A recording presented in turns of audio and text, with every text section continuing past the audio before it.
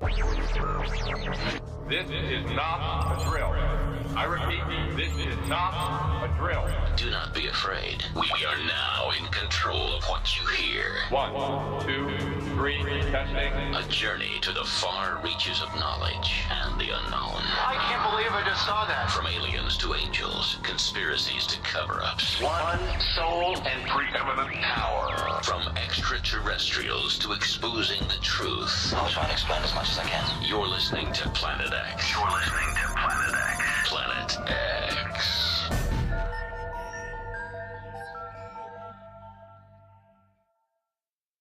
This is Planet X. Planet X. Broadcasting to you from the studios of Planet X, this is The Tony Topping Show.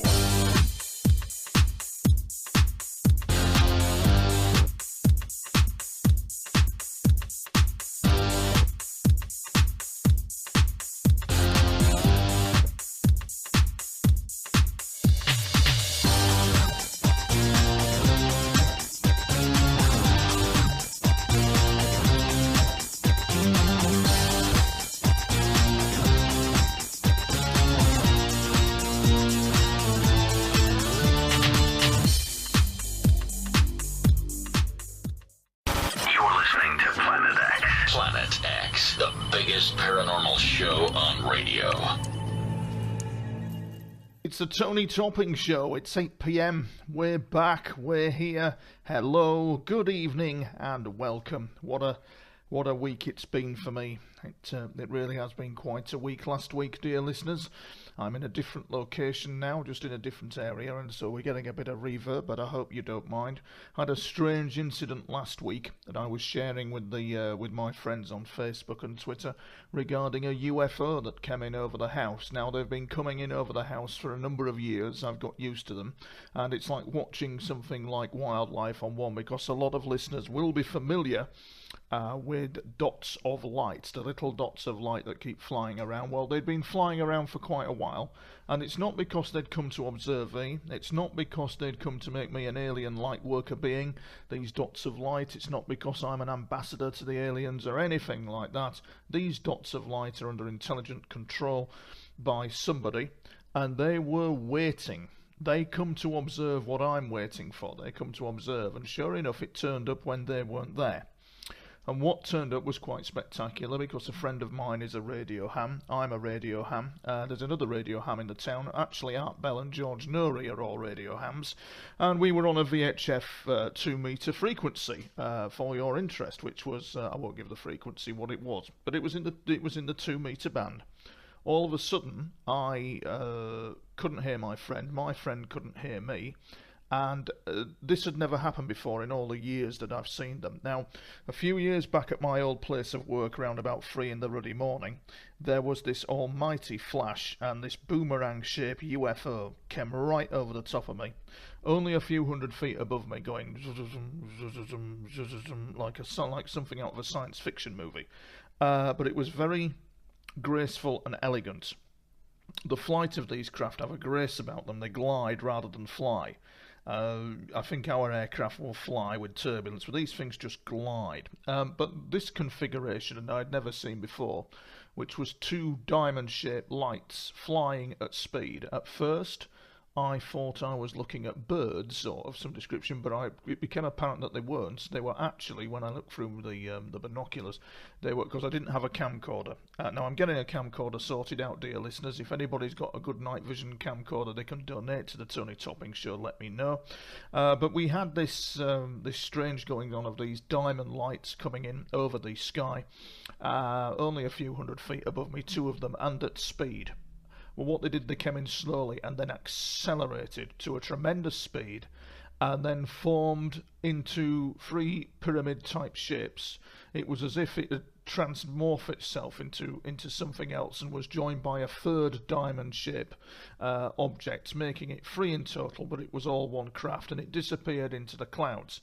And this was seen by another friend of mine who is also a radio ham.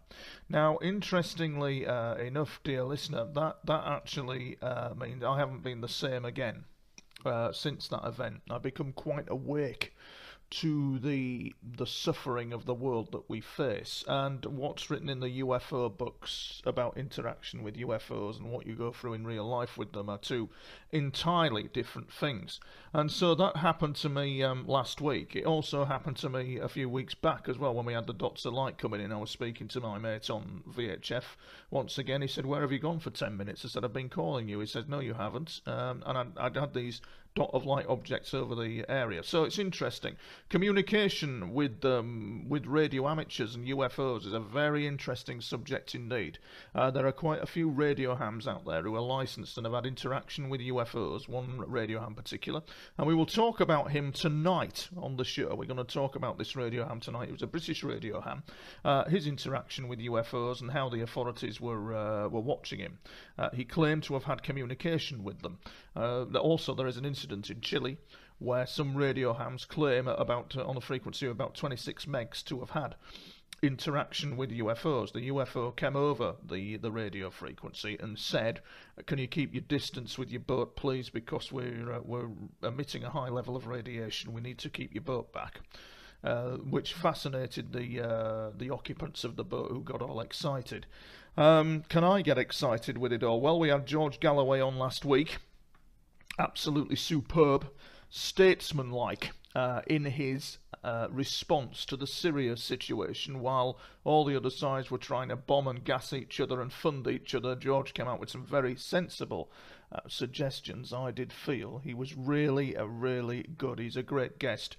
Charlie Sheen, if you are listening, I have lost your email. Can you email me again? I can't find it anywhere. You get in contact. Charlie Sheen, the Charlie Sheen. Lost your email. Get in contact. We've got some big names coming on the show. We certainly have, just to propel it into the next universe, etc., etc. So keep listening, dear listeners.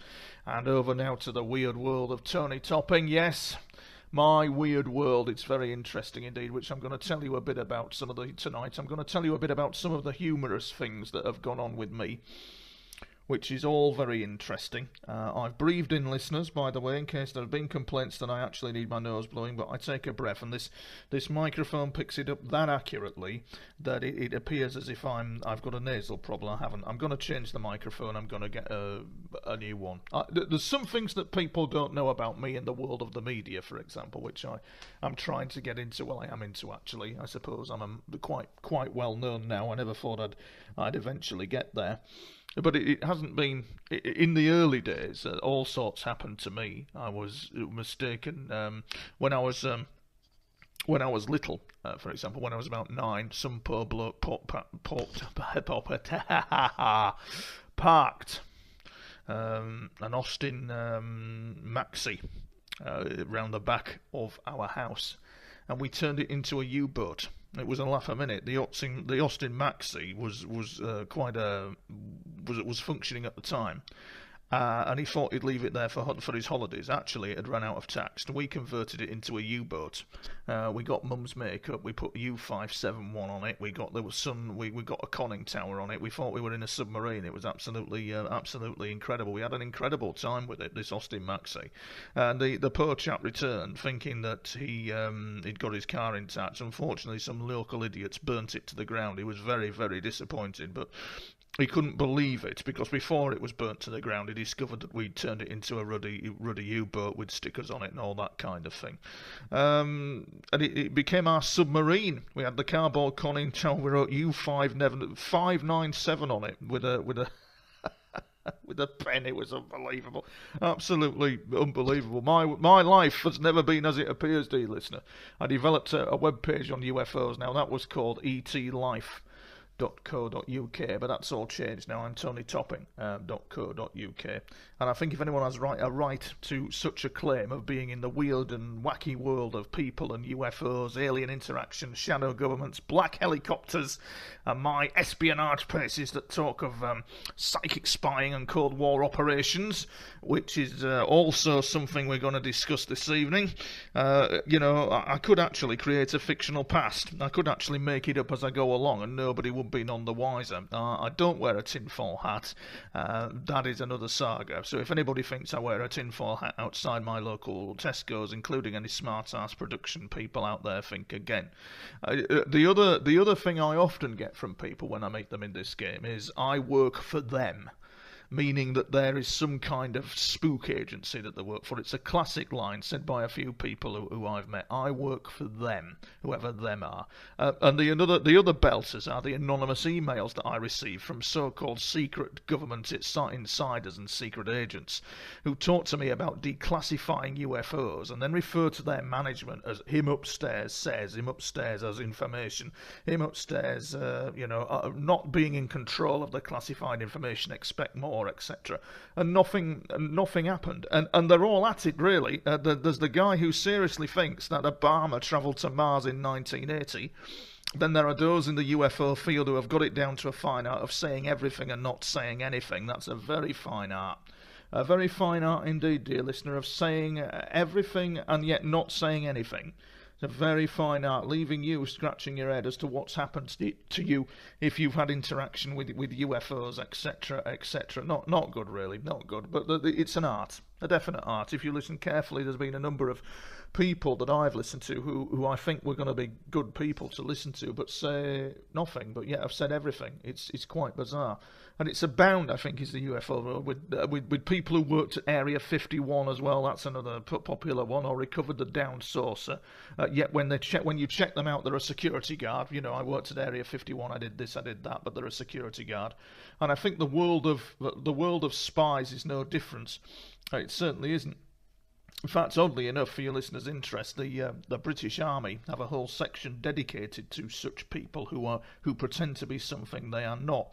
And the Army have got a thing called the Army Rumour Service, or ARS as it's called, and they spent a lot of time looking at all this. And came out, they took it very seriously, even though it's humorous. They figured out that such people were referred to as waltz. And interestingly enough, people who pretend that they want to be somebody who they aren't, they refer to them as waltz. And they have their own Walt command and their own waltz hunters. So the man who claims to have been in the Falkland Islands with the 2nd Parachute Regiment better watch out, because they hunt out such frauds, and they do. They've got it to a fine art. And so the term "them" in terms of the waltz is claimed to be those who are who've served in the SAS. There's one in every pub across the land, isn't there, dear listener, including the Lamb and Flag, who served in the SAS. What they haven't done isn't worth doing. There's that guy who walks in the Lamb and Flag who claims to have been chased by helicopters and UFOs. He's a right one. Oh, that's me, isn't it? Anyway, never mind. But before all they know me at the Lamb and Flag, don't worry. Oh dear. Anyway, yes. So, but my introduction to this concept of waltzing came many years ago, before all the comedy capers began, in a pub one evening, as I talked to a female sports instructor from the local college with a mate of mine. And I claimed to be an RAF pilot instructor from the local RAF base. Now, I knew my stuff about all this, and it was bluffing. I was bluffing her quite happily, until she asked if I thought female pilots were slower than men. Slightly drunk, I proceeded to tell her in my professional opinion that women were slower to respond and were bad pilots. At that point she went nuts and threatened to report me. And that I should not be doing such a job. So I was so convincing that I had to come clean. I also had to have, had no idea if female pilots were better than men, but she went absolutely nuts when I said, in my professional opinion, women were slower to respond and were bad pilots, which is not true. Not true at all. So there you go. But that was my introduction to trying to be a military style waltz. When it comes to waltzing, they always get caught out. And waltzing, according to the people in the military, stems from the film The Secret Life of Walter Mitty. And one who led a secret identity or a double life, according to the Army Rumour Service, was used to describe someone who was a waltz. one who inspired to be in the Special Forces. This later changed to those who pretend to be in the Force or pretend to be more daring than they are. So I have a standing joke that I pretend to be the spy, you know, it's a standing joke with me. I'm a bit of an armchair espionage pundit on spy matters. I just love that kind of thing. And UFOs as well. I'm not an armchair pundit on the UFO subject, however. I've been on the receiving end of some very dodgy goings on with that, so there's no waltzing there. I could quite easily pretend to be someone I'm not, but people know me. People know what they see is what they get, and that's it. But I've had some hilarious incidents with people claiming to be spy waltz, claiming to be spies, claiming to be this, claiming to be that, because of the nature of what I do. I'm known, so I come across these people. And my mate does as well. We're going to interview him on the programme. My mate, Confessions of a London Gigolo. He's absolutely unbelievable. He moves in certain circles. He slept with a very famous actress who we cannot go into details about. We certainly can't, but he... extraordinary. He's an extraordinary guy. We're going to have him on the show. He's my best mate, one of my best mates actually, because you know I've got a number of friends. A couple of them treat me like brothers, which is, you know, a real good thing. It really is. There are all kinds of reports of people pretending to be secret agents. I always refer to John Le Carre when he says the lives of those involved in the subject of counter-terrorism are high-stressed, high-pressure environments, which they are, and the stakes are very high on that. With a very real-life game, it's very different. It's not a game, you know. It's not a game that these people who posing as spies think it is. It's not some kid's outing. I know I've been on the receiving end of it. Whether people like that or not. One listener last week said he was sick of my lies, this, that and the other. Well, tough, matey. I say what I think. Bit like Mr. Galloway. I say what I think. You know where the tuning dial is. Turn away if you don't want to listen. But I do say what I think, whether people like that or not, and that's what I think. And you know, I've appeared for the BBC, Channel 4, and it's all very interesting. I'm a bit of an international man of mystery. Interestingly enough, however, when you come across these people who pretend to be what I would call the spy waltz or the military waltz, in some cases they can be female. And more often than not, when I'm out with my mate, who's a bit of a gigolo, he's well known as to being a love guru and very much a ladies' man. He knows what he's doing in that area, hence him being a gigolo. And it's very interesting indeed, and it's. We were in the pub at Primrose Hill we regularly hang out in the pub called the Queen's. I go to the Lamb and Flag, but the regular pub is actually the Queen's on Primrose Hill. You'll often see us in the Queen's on Primrose Hill. We like to be part of the Primrose Hill jet set. We're going to get a dog called Tyson, because everyone in Primrose Hill has a dog, so to fit in we need a dog.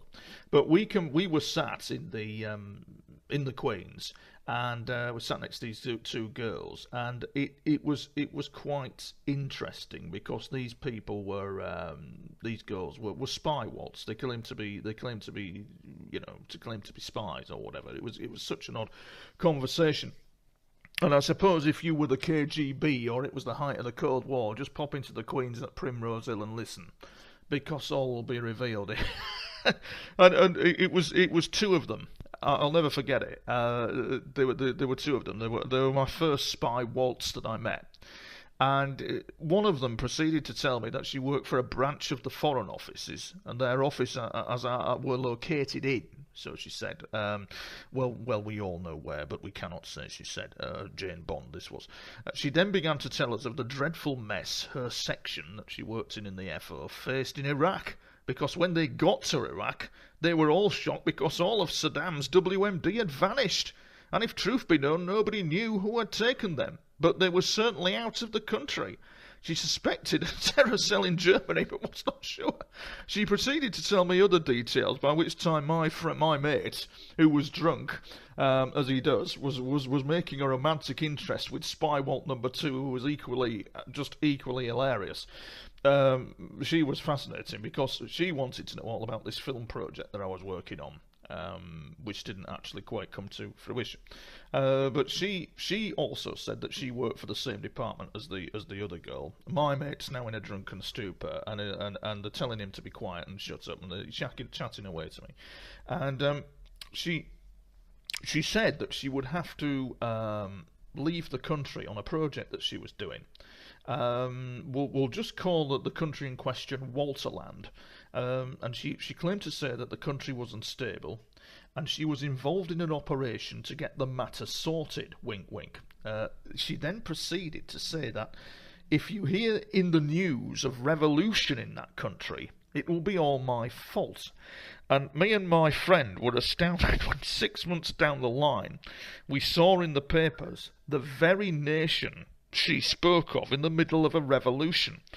Actually, my mate, he was so persistent. He turns around to her, he says, I'm angry at you, he says to her, because I've not had a snog out of you, and goes off snogging her in the corner. It's just absolutely hilarious. And the famous line, controversial it is of me to say, they would both say before saying anything, which was just absolutely unbelievable. My mate, who's a real ladies' man, was sat in the Fox in Wimbledon. And what he does is he attacks like a dive bomber with the opposite sex. Now, when he's down south, that's all right. But when he's up north and he tries this patter with the northern ladies, they just go, yeah, whatever, on your bike, mate. Because the charm just doesn't work. It seems to work with the southern girlies, but not with the... So we go into this pub in Wimbledon, and I'm sat with him, and he goes through this patter which gives me bouts of nausea, but anyway, frankly, there you go. And he sees these group of girls dancing, and he says, good evening, girls, and presents his business card, gives them this routine patter, and starts working his charm on these lasses who are celebrating a birthday. And there's this pretty brunette girl who succumbs to his charm, and he then... And she then presents him with a warrant card. And it turns out they were police murder squad on a birthday outing. Either that or we were being followed. Now, my mate bailed out, but I ended up teaching one of them to moonwalk. But you see, that's irrelevant, really, to the context of what we're talking about. It's just a little story, you know. But you see that my world of James Bond does not stop there. Because the world, dear listener, of the UFO conference is another Walt zone, and you meet the highly classified special ops spy Walt who claimed to work at Rudlow Manor on top secret projects. The Rudlow Manor is, of course, as we all know, where the RAF keep the alien saucer from the planet Zog. Special operative Nigel, who I met at a UFO conference, knew all about it, but could not tell me. And so the idiot ended every sentence with a smile, and that's classified with a roll of the eyes. Such a technique of denying everything and saying nothing and pretending to be involved in special forces has a special term. According to the Army Rumour Service, who've been researching all this, it's called reverse waltzing. You get that all the time at UFO conferences, I'm sure. But the interesting one was Mike from Birmingham, who actually took me on one side at this UFO conference. Claimed he worked for Claimed he worked for some security service agency. Been quite stressful, he says. Oh boy, been quite stressful. Absolute lunatic. Then proceeds to tell me about the special operation that went down in Birmingham near a chip shop, as men in black, government-style operatives, proceeded to pounce on a man who had a face like a duck. I proceeded to send him on his way. I sent him on his way, but he brought out this bloody diary. This bloody diary, dear listener, of... how can I describe it? I know what the aliens are, he said to me. And I'm looking at him, and he produced this. He says, I keep a journal. Now, I've kept journals, but this was just off the wall. So, takes this journal out, and he's reading it to me. Well, he's not reading it to me. He's showing me these images, and he's drawn images of. Well, there's no other way to put it, really. He's just drawn images of private parts, and that and the other. The man had real problems. So the organisers just sent him on his way. The poor man. But face like a duck.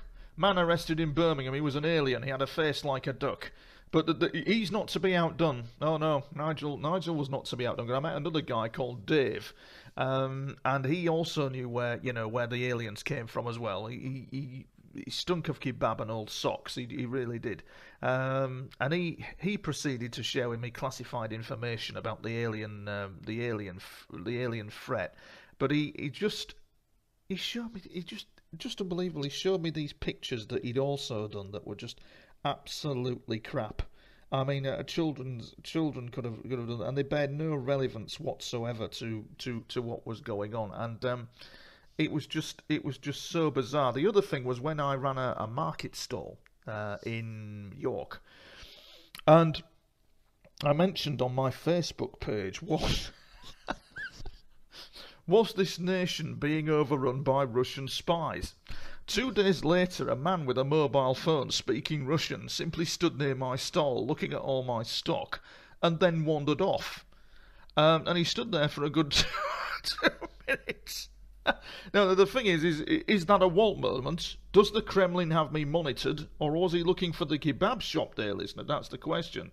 But I think the most serious waltzing incident that occurred that concerned me the most happened a few years ago in a pub near Number 10, which was always odd.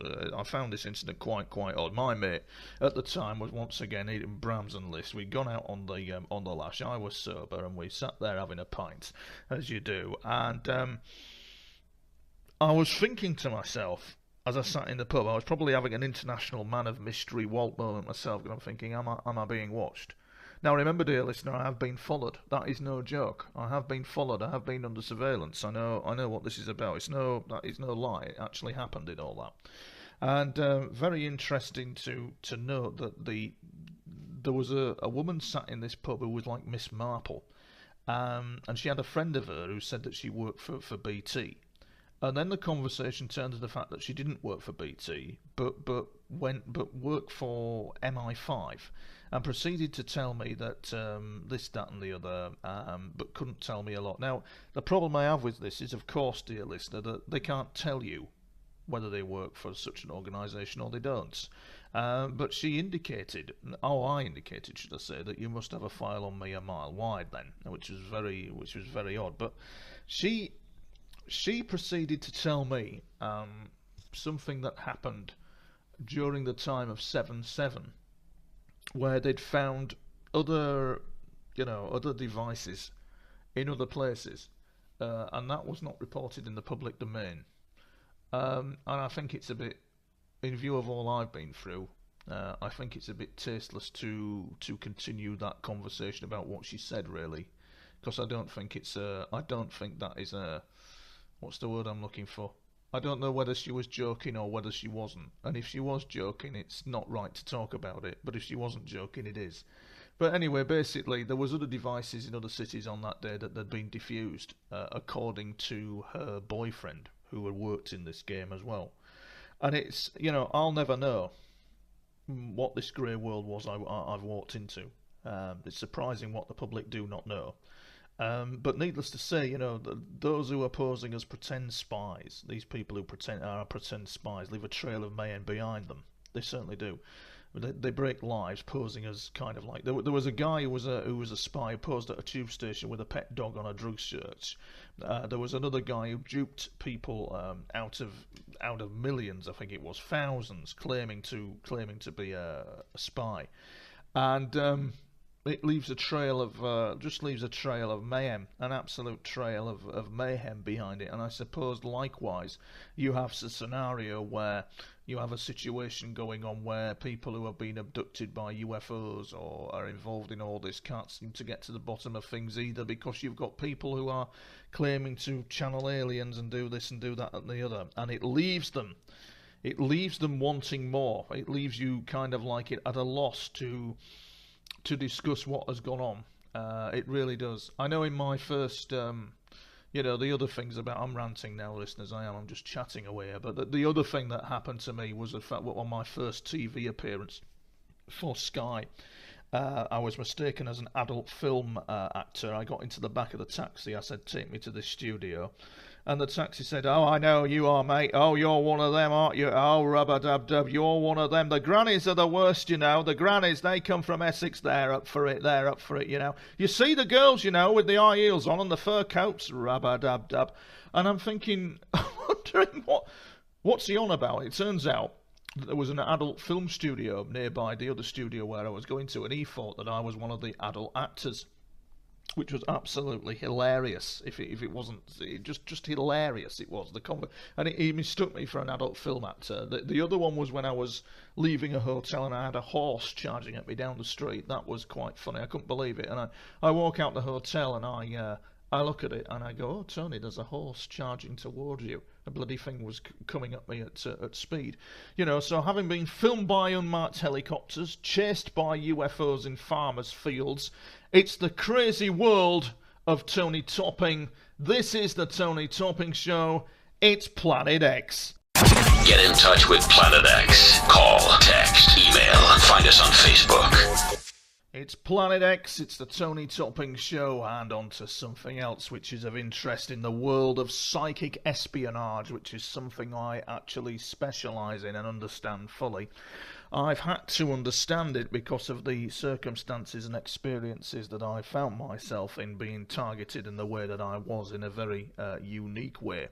And oddly enough, we have a guest on the show called Irene Allen, who has wrote a book called The Psychic Spy, which is meant to be a work of fiction, but gives insight, very interesting insight, into British MI6 remote viewing operations during the Cold War and the Falklands War.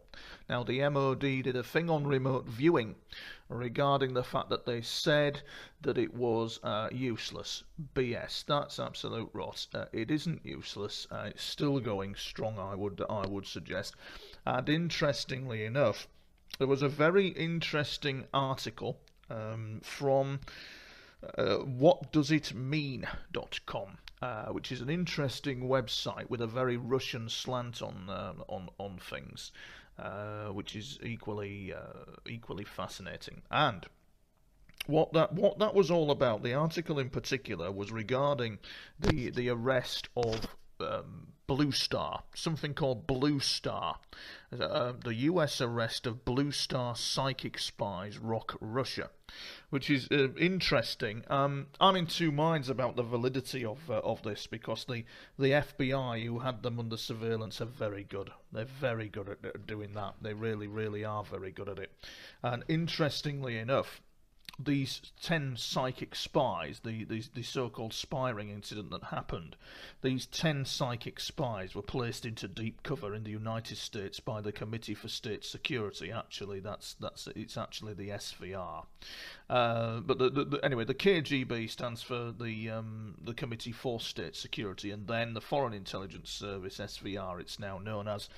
They attempted to radiate half of London in an incident that happened where the Met Police were running around in circles trying to fathom out what was going on. Interestingly enough, in I Spy magazine, which is a magazine I read, there was also some goings on to do with an assassination attempt and all that kind of thing. Lethal, absolutely lethal.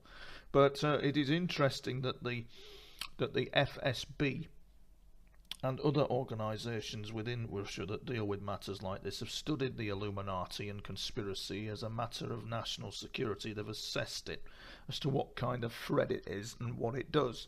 There's an interesting article on YouTube. Well, it's not an article, I beg your pardon. An interesting documentary, not even a documentary, it's a training course by a Russian general who's explaining, God knows why, explaining to his troops, or the upper echelons of his generals, etc., he was a general, about the Illuminati, which is very interesting, and how it poses a threat, and how they've assessed this threat and how they deal with it and all this kind of thing. That's all very interesting.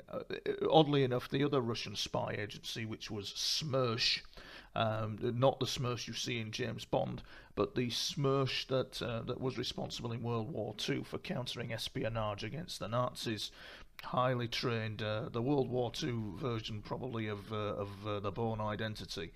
They had handbooks in circulation according to somebody who sent me an email whose uncle was in the Russian diplomatic service residing in Spain.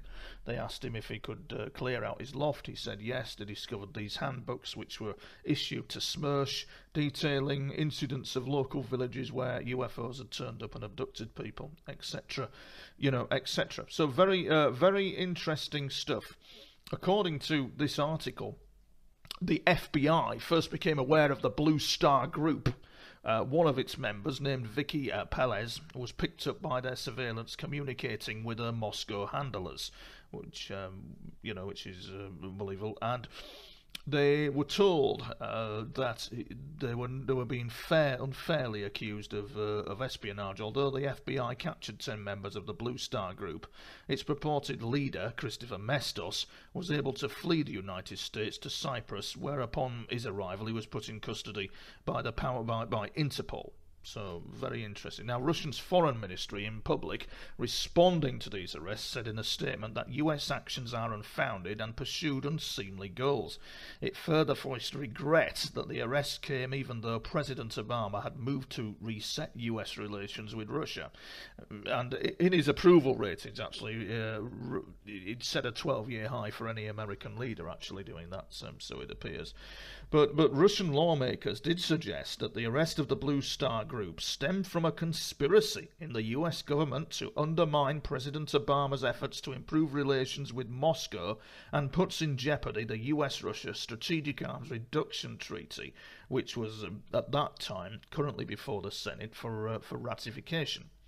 Important to note that the US-Russian Strategic Arms Reduction Treaty does allow both American and Russian Blue Star type groups to continue operating in each countries. So what you've got is a group of psychic spies allowed to operate in each country, which is according to this, which is very interesting indeed. Which is a fact that's not been told to people in the US, and there's been no release of the minutes of the treaty negotiations regarding this.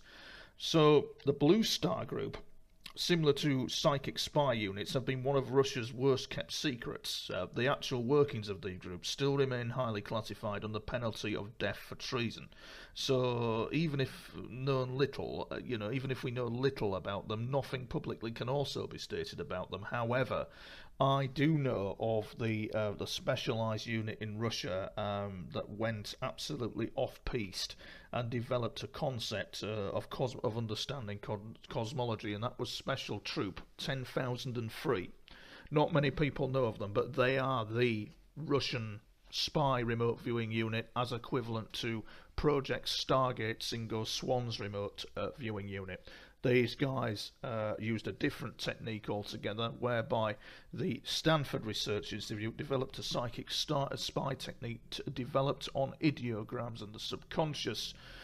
The Russians developed a technique based on brain tuning. That's very, very clever, and they were called Troop 10,003, and it was Joseph McMonigal, Remote Viewer 01, Legion of Merit guy, top bloke, who introduced me to all this, because it's not really in the public domain. So whereas America's techniques regarding coordinate remote viewing, where the subconscious takes a zip file of the target area and interprets that information in a process, the Russians do it entirely differently, which is all very interesting. And the British did a slightly different version, according to the information I've been reading, which wasn't based on coordinate remote viewing, but was based on like an outward bound remote viewing thing. The outward bound thing was done by Skip Atwater, who was in charge of a project called Gondola Wish, which was one of America's most classified psychic spy projects. He tried this outward bound remote viewing thing, but found it too cumbersome and too slow. So they stuck to the good old coordinate remote viewing. Very interesting. What can be stated, I think, on this regarding these Blue Star groups, if it is correct, is that it was based on the mother of psychic research, a lady called Nina Kulagina. if that's the correct pronunciation. Now, she rose to prominence due to her incredible psychic powers that were first identified during the depths of World War II in the Battle of Leningrad, where she distinguished herself as a hero. So the main function of the Blue Star Group was in their ability to do what is commonly referred to as remote viewing, which is the ability to gather information about distant or unseen target using paranormal means and extrasensory perception. Now, take note, dear listener, what this research I'm looking at fails to tell you is the Americans call the remote viewer a remote viewer, but the Russians call the remote viewer an information channel operator, who used a process of meta-contact, but the categories were different. It was remote viewer for America, and it was information channel operator for the KGB. So, just a piece of useless information, but absolutely fascinating, considering you look at the mainstream media and they continue to deny. It's very interesting indeed. Yeah, so the main function of the Blue Star Group was their ability to gather information about unseen targets using paranormal means. Now, according to according to somebody I spoke to who was a former, it was written as a work of fiction, but according to somebody who was involved in all this with British intelligence, and we can't say who they were, the Russians were the best at this. Well, they would be, because they alarmed. That was why Project Stargate was born into being, the remote viewing program Project Stargate, because of Russia's and in fact Czechoslovakian developments into psychic research for psychic spying. Very interesting indeed.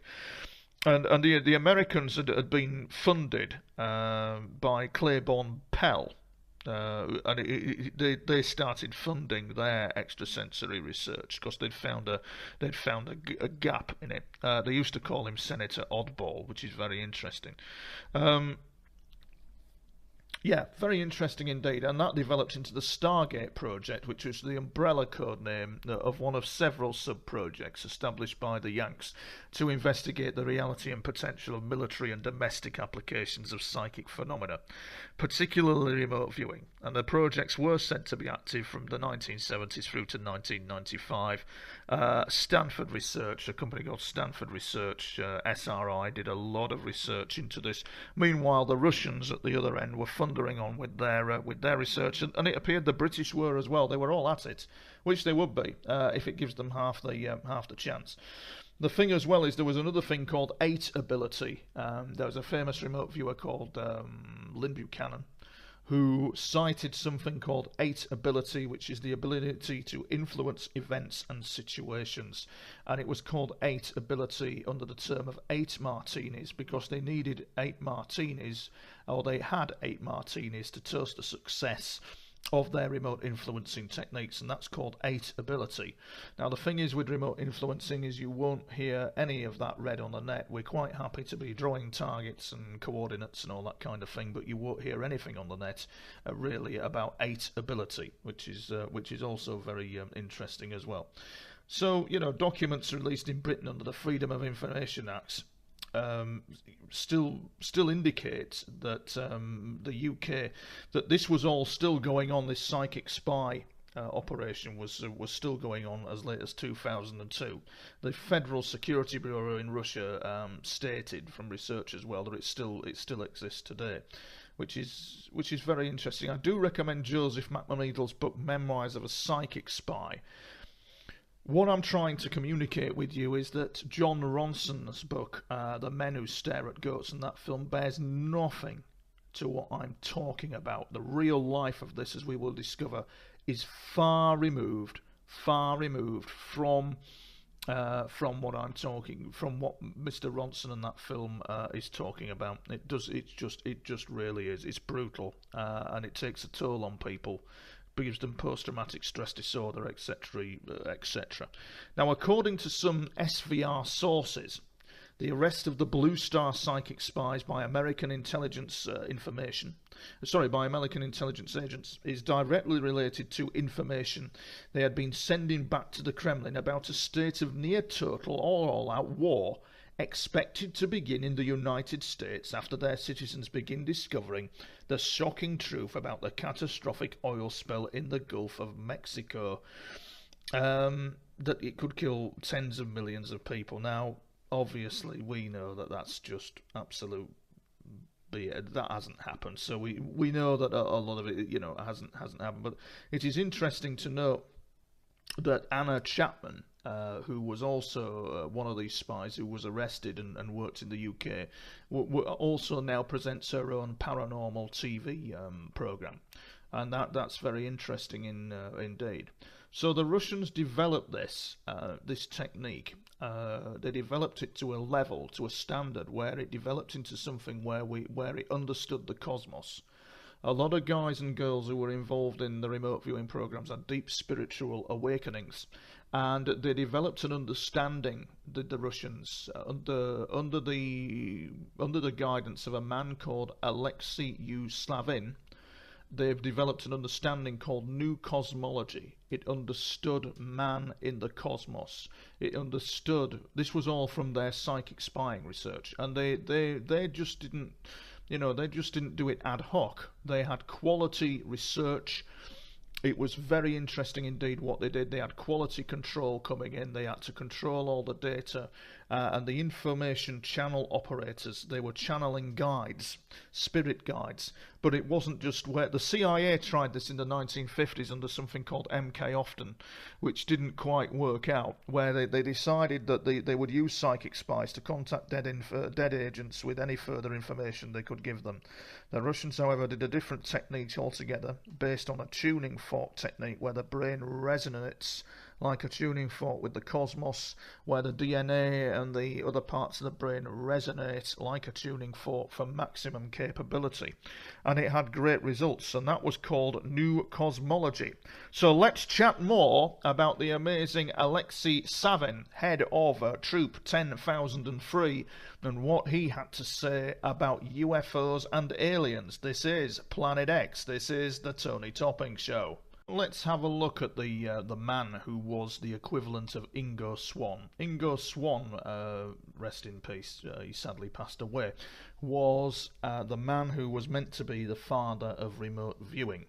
Now, according to Joseph McMoneagle, his equivalent number was a man called Alexei Slavin, who commanded Troop 10,003, which was the Russian KGB psychic remote viewing unit.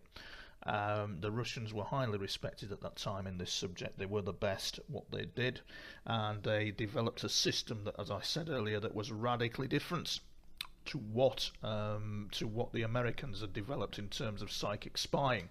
Now, interestingly enough, he's quoted in the media. Not many people know Mr. Slavin. He's quoted in the media. One of his counterparts has written a book about meta-channeling, about these techniques. It's sat there. It actually is sat there, and nobody wants to publish it because it's probably got a lot of good and cracking info in it. And I'll give you, at the end of the show, I will give you the website of where to go to look at this. Keep it to yourselves, listeners. It's top secret, the website address I'm going to give you. Not a lot of people know about it. So, yeah, where are we? Yes. The Soviet Ministry of Defense were working on creating superhuman beings with paranormal abilities. It was like an X-Files thing. Well, they claimed, and they probably would have done it as well, I do believe, because they knew what they were doing. They'd got the technique sussed. When the brain is resonating like a tuning fork technique with the wider universe, according to Nigel Kerner, who I interviewed a few months back, Song of the Greys, Aliens, Harvesters of Souls are two of the books that he wrote. Nigel Kerner came up with this theory that the human body is a resonant antenna system, which it is.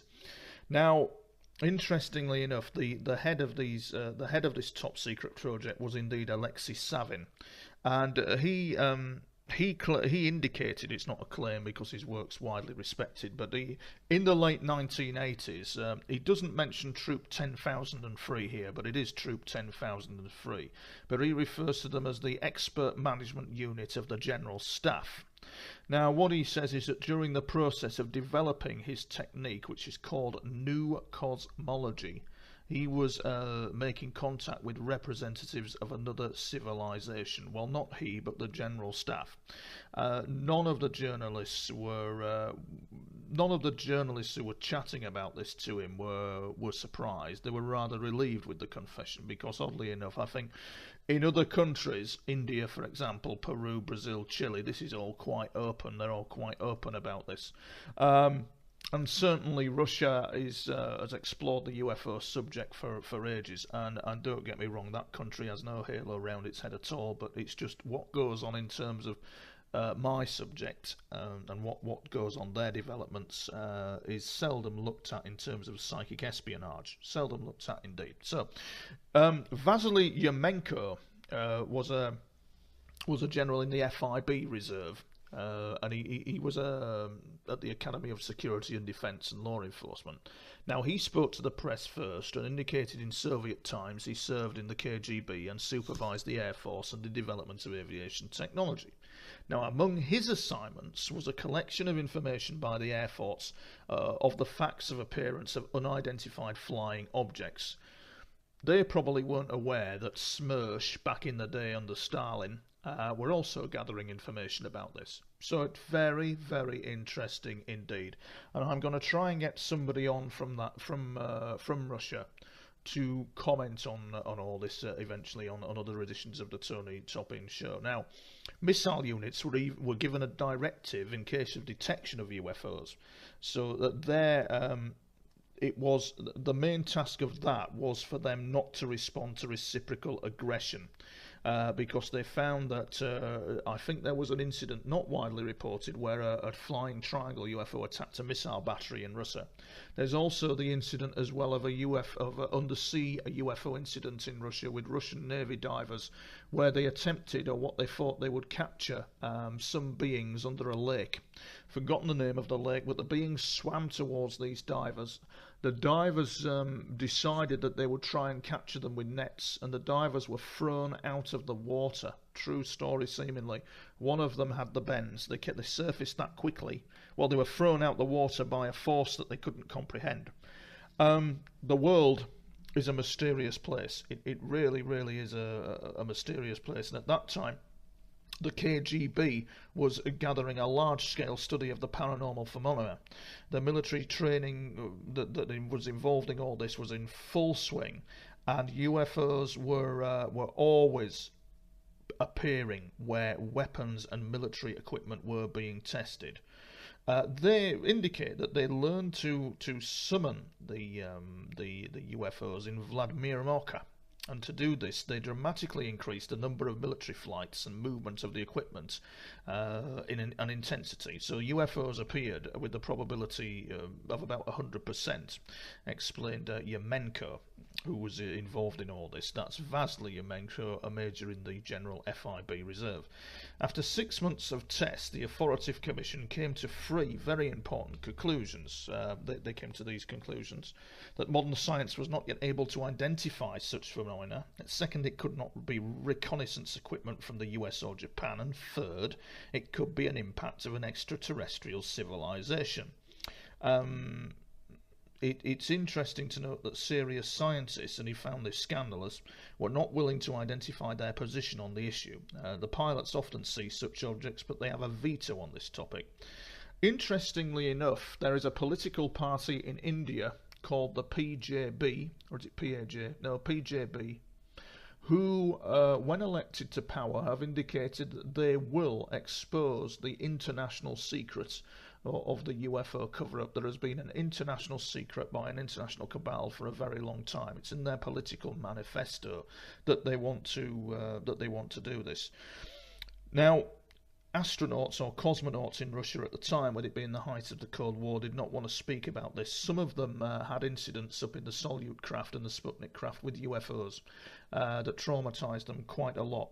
So that was very interesting. Now, they still believe that the subject requires a serious approach because it is a security issue, but it's still a closed topic both in the US and in Russia.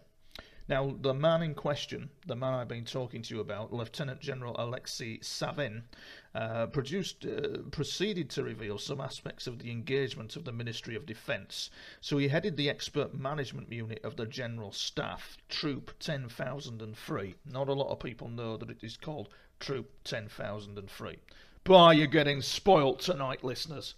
Good grief, you are. The main project of this unit was to discover intellectual human resources and to identify ways to make the human brain work in a special regime of superpowers, the tuning fork technique, making a person a superhuman. It works, actually. It works, bizarrely, and I can't even begin to describe how it works. But it works. It's an awareness technique, and it seems to work very well. Interestingly enough, they used 200 highly skilled professionals from across Russia that participated in the program. They came to the conclusion, he's describing the concept of new cosmology here. Now, he's not mentioned new cosmology and he's not mentioned Troop 10,003, but what they did conclude was that the human body was an energy and information system that receives information from outside. This is precisely why a human can, of course, manifest paranormal abilities and at some level even superhuman powers. So Alexei, in order to identify this external source of information, created 3 teams. One group was formed from scientists, another from military, and the third was composed of women. Aha. Now, the group of women made the most significant progress in the research. Way to go, sisters.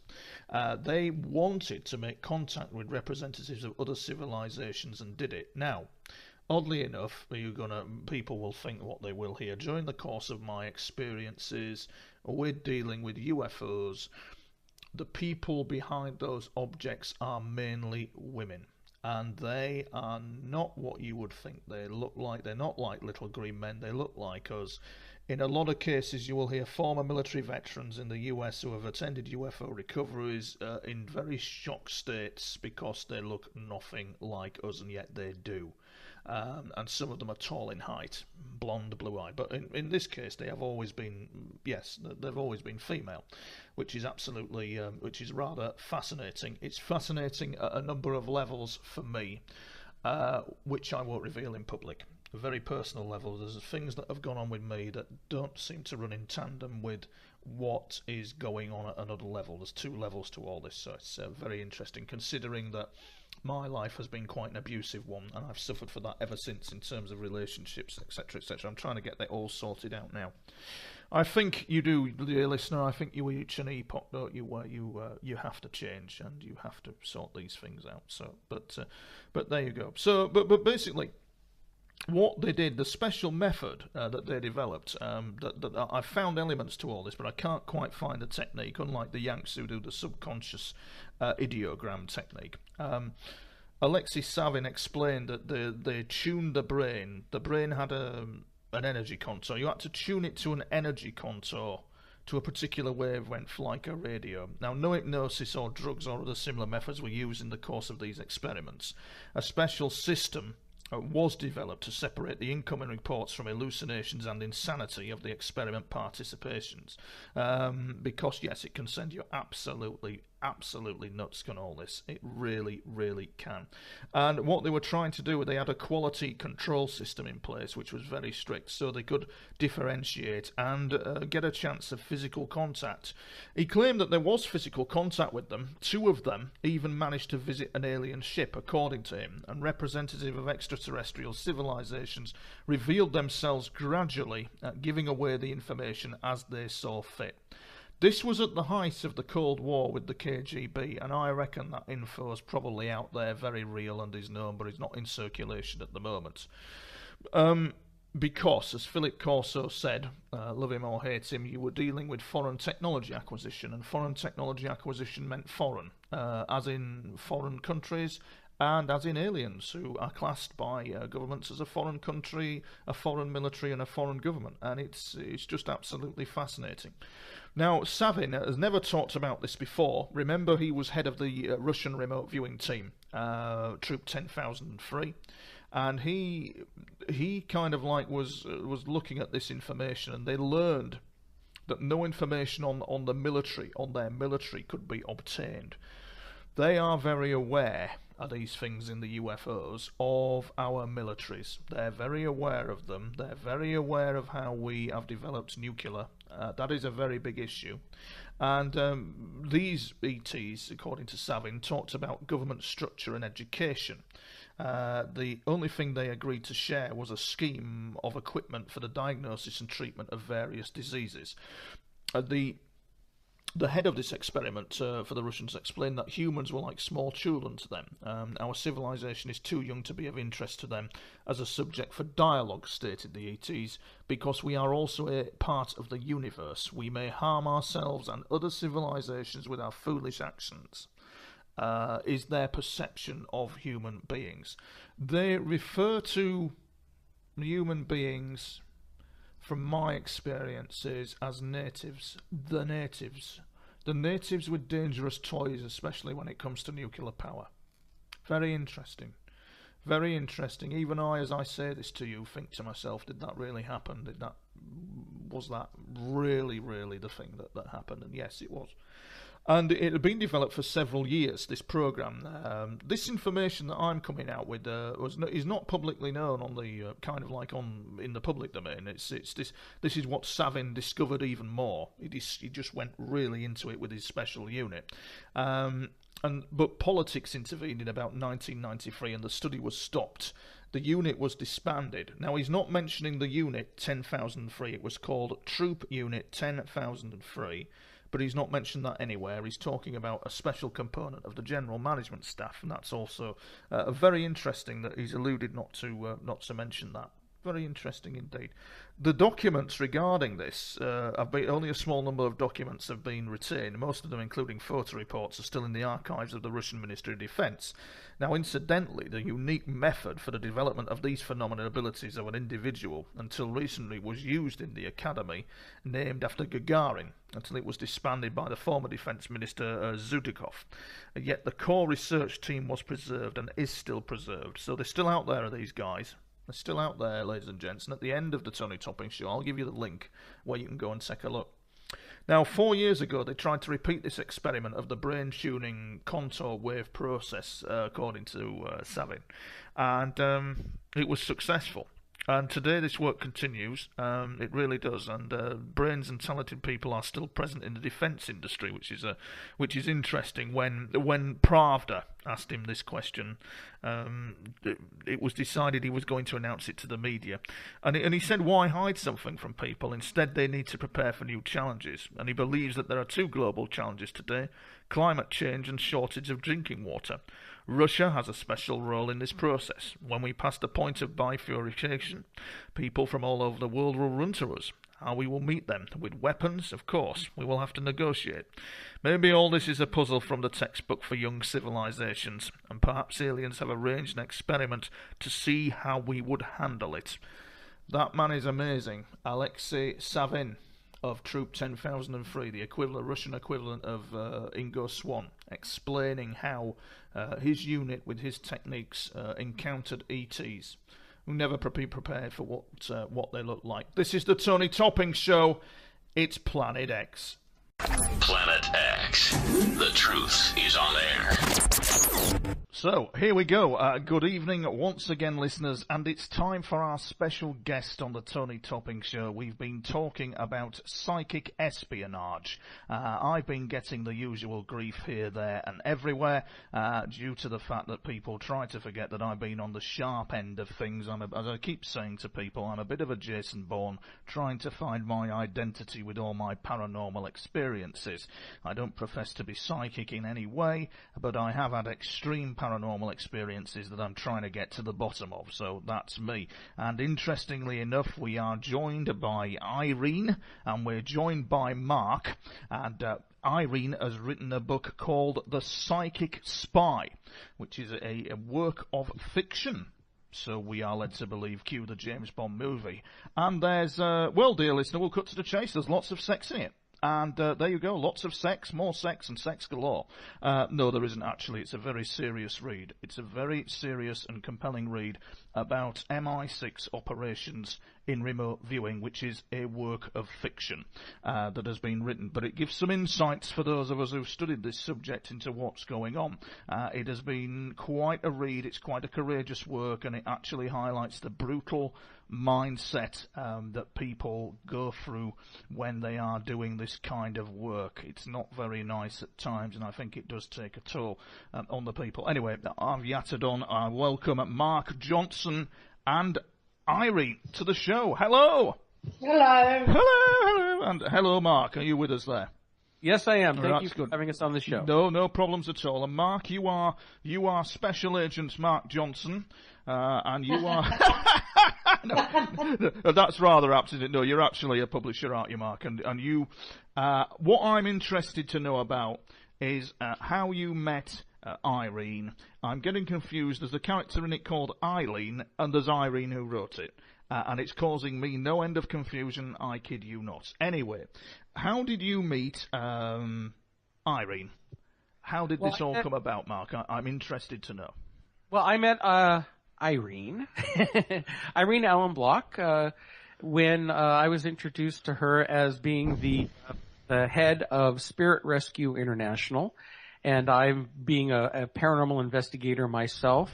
We got together. I joined her group, and I've been working with them for a while. And I've been very impressed with her background and experiences. And she told me about this book idea that she was working on. And she started sending me chapters, and I instantly fell in love with this book.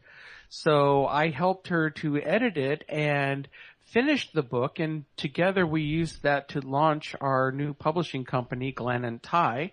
And The Psychic Spy is our premiere book, and it just was released last week.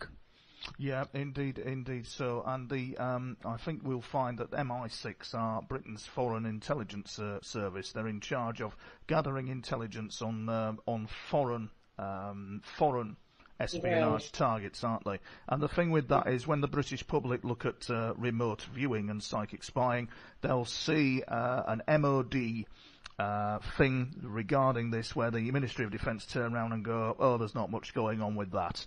When in fact this book gives some very interesting insights into what was actually going on with Britain regarding this. And I know the founder of remote viewing, Ingo Swann in the United States, discovered that MI5 had been using psychic spies from 1900. In fact, the equivalent of MI6 had actually been using psychic spies under the first kind of foreign espionage service in Britain under Sir Francis Walsingham. And so these kind of things, what amazed me in the book, Mark, is the bit to do with the Falkland Islands and the way the remote viewing unit was deployed during that. Now, I didn't know anything about that, and I found it absolutely fascinating. Is it true to say that it's doing well at the moment? How did you find? Were you astounded by the material in it, including every position in the Kama Sutra? It's steamy, listeners. It's really steamy. Yeah, let's just say that, there's a little bit real life book. experiences. Yes. Yeah. It's a little bit in the book for everyone. And, that there's adventure, there's romance, there's political intrigue. And again, with each chapter, Irene, when she would send it over to me, I was just astounded and enthralled by this material. And I agree with you. The chapter on the Falkland Islands campaign was particularly interesting to me because of how incredible detailed it was and how it brought you in on an emotional level to what was going on, and bringing out a little known side to that conflict that the rest of the world and me as an American not as exposed to it as you over there. So it was a fascinating read, and Irene just did a fantastic job with it. Yes, it certainly looks like it, and it certainly looks as if the British technique was based on like an outward bounding remote viewing technique, an out of body remote viewing technique, where the Americans based it on like a subliminal zip file type ideogram technique. You've got to remember that Eileen was trained by a Russian. So was she? Yes, she was. Ah, right. Now that's interesting because from what I was told, the character in the book was trained by somebody called D. Now, have I missed something there? No. No. No. He was head of MI6. Right. In the book. Right. I thought in the James Bond movies it was C M. is today, or M was in James Bond. D. I could hardly C, could I, or M? So I chose D. And you chose D. Now, are you a fan of the spy movies then, Irene? Are you a fan of the Bourne trilogies and John le Carré and stuff like that? No, Brian, my husband, he is. He loves Jason Bourne. Yeah, and he's always got it on the television, so I go in the other room. Have you seen any of the Jason Bourne movies at all? No, I don't watch television. You don't watch television? I don't watch television. I don't read the newspapers. I don't do any of that sort of thing. Right, no. Because of my remote viewing, so... Right, I get you. Are you just distorted then? I think we've still got you online. Yeah, we have. Yeah, no, that's okay. The reason why I say that is because prevailing throughout the book is this subtle frog in boiling water, subtle turning up the heat of pressure on the person in the remote viewing unit. And I know that Ingo Swan's team were under immense pressure. And to look at Ingo Swan speaking, you would think he was a gentleman, but he probably was, but he sadly passed away now. But the pressure was immense. What kind of pressure is your character under who you wrote about in the book? In terms of, it seems to me, would you agree in saying that there's a gentle rise of pressure on them? It all seems like a jolly jape. Girl in a travel agency... They were gentle with her in the beginning, but as time got on, the pressure really turned up. Yeah, and she had to produce the goods sort of thing. Yes, and that was it. The Russian that actually trained her, Matthew, that was the he actually in the book He was trained in Russia as a psychic spy. He came over got over to England, was taken on by the MI6, and trained the team from there. Why did they recruit a Russian then? I mean, John le Carré aptly names MI6 as the circus. Why did the... He's a double... He's a double... In the work of fiction, he's a double agent, was he? No, he wasn't a double agent. Now because I've reread and edited the book so often that I know it better than Irene. But he was a defector and came over to England and was immediately implemented by MI6. Right. And I think it's no secret that the Russian psychic programs were far more advanced than what the UK and the US had. At the time, and this Matthew character was so well trained and very excellent at what he did, and he helped to raise the bar and increase the level of intelligence within MI6, and also finding talent like the Eileen Evans character and training her to come up to his level. It's less his level, she would never be as good as him. She'd never be as good as him. It's interesting because the Americans use this ideogram target reference technique, and the Russians used a contour brainwave technique, like a tuning fork technique. Yeah, and you and I tell you that hurts. Yeah. Does it hurt on the left-hand side of the brain by any chance when applied? Yes. I'm on the right track. I tell you what, it feels like the whole of your brain is actually vibrating. Yeah. It's so painful, but your body does adjust to it. Yeah. It does adjust to it over a period of time. Yeah. But the problem is, your eardrums they vibrate as well at the same time. Can you imagine a glass when someone's singing high pitch, what that goes like, and then it shatters? It's very similar to that. That's what the feeling is. You think the whole of your head is just going to... Well, I'm talking too much, aren't I? It's interesting because the Russian technique, what is quoted as being the brainwave contour technique. Although if I look on the internet, I can see everything there is to do with the ideogram technique used in coordinate remote viewing. Yeah. I can see everything there is with Courtney Brown's SRV and David Morehouse's technique. But when it comes to, as they were known, as I've said previously, Troop 10,003, which is the Russian KGB unit responsible for remote viewing, there isn't a technique anywhere. It's not publicised. And it's interesting how secret, in the book, MI6 were at covering their tracks using something called a subspace aspect. Now, I'm intrigued by that one. I've heard that term before. What is that different to coordinate remote viewing? So using the subspace, but you were using ideogram techniques as well, weren't you, in the techniques? So it read in the book. But what's the differences? What is a subspace aspect? Not really. In those days, there was called the soul side. Right. This subspace side, that's what all it means. It's the soul side. The soul side, yes. Yeah. Right. Yeah. And it's the soul that's projected rather than the actual subconscious, which is the key difference, I think, between the Russian, the US and the Brits. That's why you get a lot of feeling of biolocation. Yeah. Yeah. Two places at the same time. Yeah. Yes, indeed. And the pressure that is on when I was reading this book was remarkable. In fact, I thought at times it was tragic, frankly.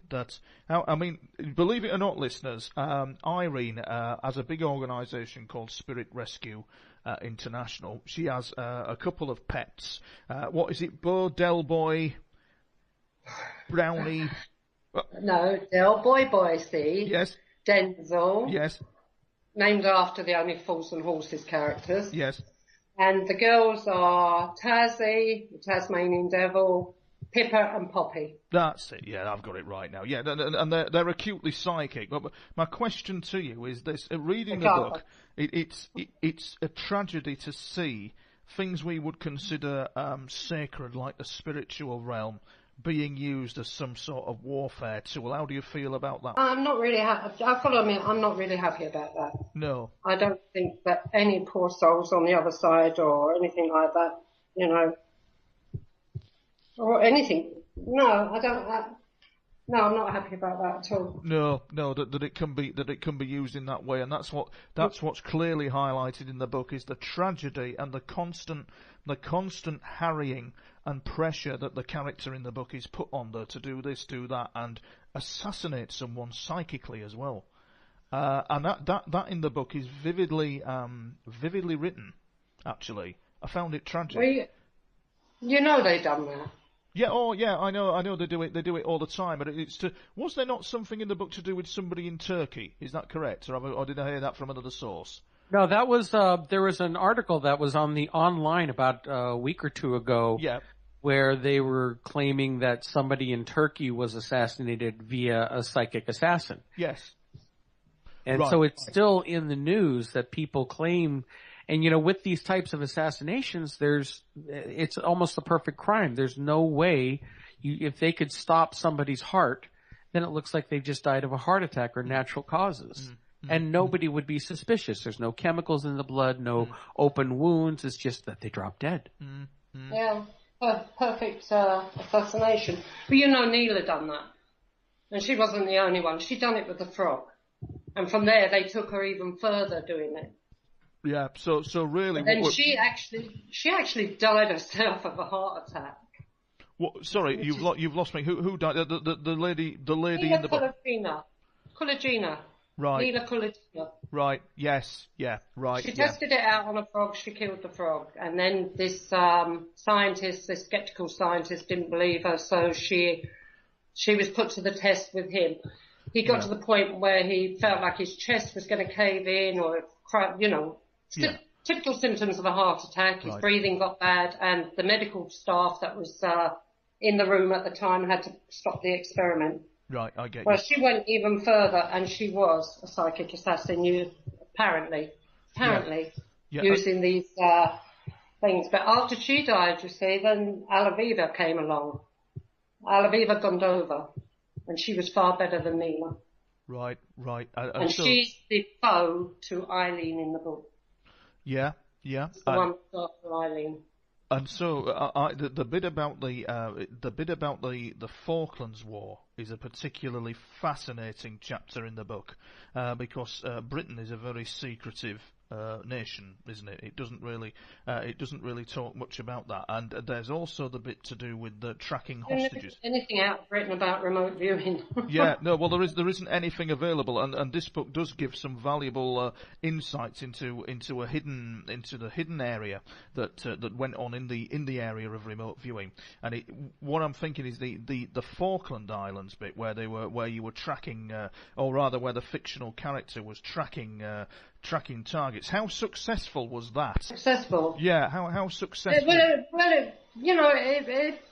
helped an awful lot with the actual the information that was given in the book. Yeah. Is these types of techniques were an invaluable tool that they used to track ship movements. Yes. What the Argentinian fleet was doing, coming in through certain areas. Yeah.